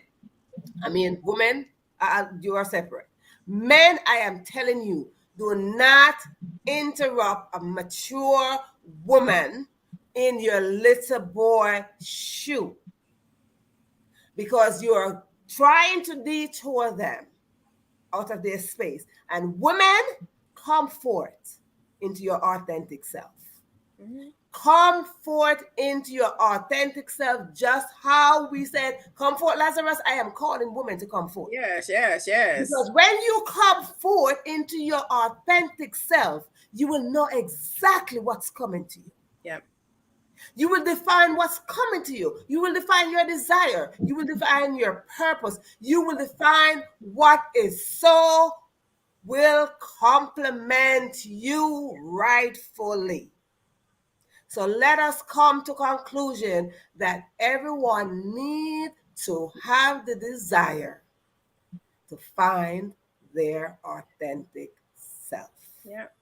So as we close off this episode, I don't want to say close because I think I just want to pause it so we can have a part 2. I think I don't even want to close this episode. I don't even want to say close. I think we're just going to pause this, put a pin in there. Mm-hmm. Because this is something that is needed. This is something that people are struggling with. And the struggle is real out there. Whether you're single, married, whatever, halfway, somewhere, whatever. The struggle is real. And we must come to the conclusion that we are not alone. We must come to the conclusion that we cannot do anything alone. I oftentimes use the term team solo. However, somewhere along that team, you're going to need some team members. So whether you are going to find your authentic self, you're going to need team members. Because just like Chandrika right there, she loves to be by herself. I love to be by myself, but sometimes, hey girl, what are you doing? Right. Yep. We need somebody in our corner. Absolutely. When we have ourselves, that is excellent. And we should be by ourselves. But sometimes you need to make that call, or you sometimes need to write that letter. You sometimes need to make whatever it is. You need to call in somebody else in your space. Yeah. Whether you desire to be married, yes or no, you need to call someone in your space, because we were not created to be alone. Mm-hmm. Therefore, we should not have the mentality that we are alone. Mm-hmm. So that is how we are going to pause this episode tonight. I'm alone, not lonely, but I am alone. That's another story. Because when I climb in that king size bed, it's just me. So. Yeah. Y'all, I bought a ticket for myself a couple weeks ago to go to a concert, and I started to communicate that I'm going by myself. And then I said, no, wait a minute. No, you're not. I'm going with myself. Hey. Yeah. So that's me. That's my my story. I do dinners, movies. Everything. It's beautiful. Because I enjoy my company. It's like when I say this sidebar, like when men ask what we like to do, ooh, child, what do I like to do? Whew, I go like through a whole bunch. And you can just welcome him into to things you like to do. And you know, you're already. Yeah. So as we pause, I'm gonna give each one of you a moment to gather your last word to single, married, divorced, widow, whoever out there. But the main thing is to speak to someone. But I'm going to give you that moment in just a few as we pause here. But before I do that, while you gather your thoughts on what you're going to say, I like to ask off question, have nothing to do with all that we just discussed for over 2 hours. It's just an off question for each and every one of you, something different for everybody. So let me go with Chandrika. This is your question. It has nothing to do with your work, your book, your whatever. So this would be your question. When you are having a bad day, what do you do to make yourself feel better? I'm sorry. I don't have bad days. I don't. So, you know, and you and I have talked before. You ask me how I'm doing. I always answer, I am grateful. Thank you. Yes. And that response and just that declaration always creates opportunities for me to be grateful. That doesn't mean that I don't have challenging moments in a day. But when you strive to always be grateful, you find a reason to be grateful, or what is the experience to be grateful about in that challenge, if that makes sense. Find a way to be grateful for even the challenging moments. You know, the writer Paul said, all things work together for good. And so I really don't know the last time I had a bad day. Excellent. That's beautiful. Excellent. And Stephanie, if this is your question, if you had to pick a new name for yourself, what would it be? That's so cool. I have to pick a new name for myself. I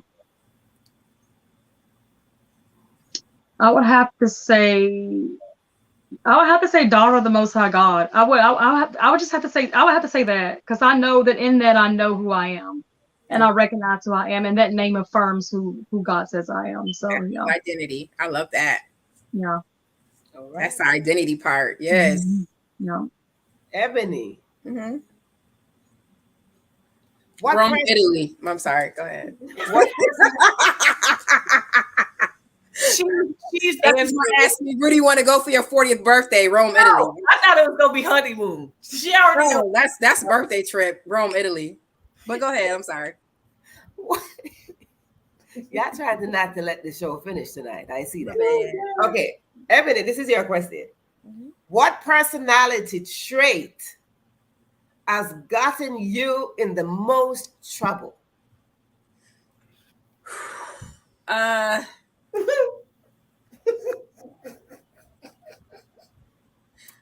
would say, why do I feel I need to be right? Oh no, and, I didn't do that.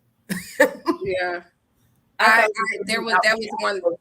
that was one in my need to be right got me to a point where I didn't care if I was wrong, but I was going to talk until I made you think I was right. But that was something I had. I no longer have that because God's like, you're wrong. excuse me. So he helped me pull that out. He had to cultivate that out of me. Like, yeah, that's not good. You got to get rid of that, because you don't have to be right. Especially when you're wrong, and you're wrong. And now you need to go apologize sincerely and ask for forgiveness and wait until it's received, or wait till it's given and then receive it once it's given. So that was the need to be right. And I would also say a personality trait I had was to always be in control. God, like, you can't drive this car, and me too. We can't have two hands on the steering wheel. We're gonna die. So I had to let it go. Had to let go and stop trying to be in control of everything. Yeah. Well, and that is where we're going to head on today. That is that. Yeah, audience, panelists, beautiful people. I'd like to say thank you. But I'd like to say thank you from my heart, because it's days like this, episodes like this, moments like this makes my heart merry.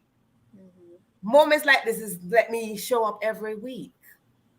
Moments like this is saying that I need to continue to be obedient to my vision, continue to be obedient to my purpose, my passion. Yeah.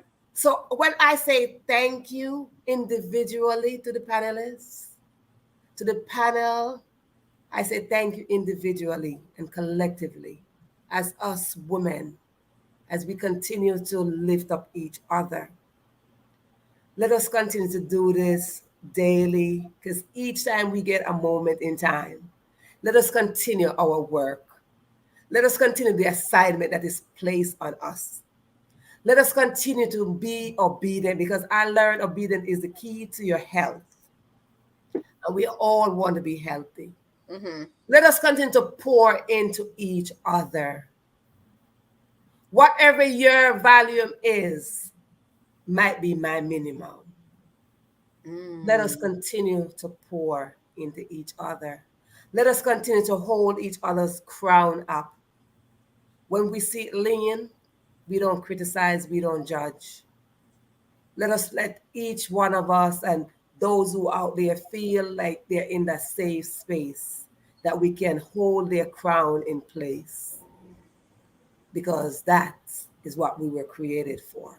As women, we walk with our head high, our shoulder up, and let us know that we are valuable. We are valuable. We are strong. We are beautiful. And we deserve the best of what God has in store. Amen. So to my left, there is a chair, and I call it my guest chair. It is saying that you have graced us with your presence. It is saying that you are welcome here anytime. It is saying that all you got to do is just knock and say, can I come back? Because now you're a part of this family. You have contributed not only to me, but you have contributed to an audience. You have contributed to the world. You have replenished the world with your wisdom, your knowledge, your words, your smile, the work you're doing. We have now replenished the earth. And for us to replenish the earth, we have to continue the journey. So as we go on this journey, sisters, let us remember there's something called success, and we're all striving for that. But no one can succeed by themselves. We need another person. When you define your success, please, all I'm asking you to do is to stretch back and get someone to travel on their journey so they too can define success. We close up this episode by thanking those who are in the audience, those who have showed up week after week, those who are coming for the first time. We have Paulette, we have Cheryl, we have Sharon Hunter, we have Sheila, we have Dr. Monica, we have Carl Johnson, we have Beverly, we have Gloria, we have Tanika, we have Maria. I said to you, You have showed up not only for us as an audience, but you have showed up solely for yourself. Define your destiny, because with God in front, your destiny will be fulfilled. This is your host, I love that. Verona Willis-Brown, saying peace, love, blessing, and success. If you have a final word, my sister, go ahead. I'll go with you, Ebony, first. Yeah, I would just say thank you so much, Verona, for the opportunity and the space to share with these other lovely ladies. I have learned a lot, and I thank you so much for allowing me to pour and to receive into the audience as well as to my sisters. I would say to any woman or man who desires marriage, if it's truly there, if this is what you want, ask God now to prepare you for your spouse. I'm telling you, the preparation is a beautiful hurt. By that I mean it's when you're going through it, it's gonna probably suck depending on how much work he has to do. But in the end, when you look back, you'll realize, yo, those were issues I never ever addressed, because he wants you to be prepared for what he has coming for you. I will also encourage you to now ask God and to pray strategically for your spouse, not for their arrival, because he or she is coming, but pray for where they are now. I'm telling you, I do it, and it's a beautiful thing. You can find me if you're on social media. You can certainly just Google Ebony Nicole Smith, and you will find me on all social media platforms, plus videos and articles that have been written about me and things that I have done. If you don't want to go through all that, you can certainly go to my website, which is my name, ebonynicolesmith.com.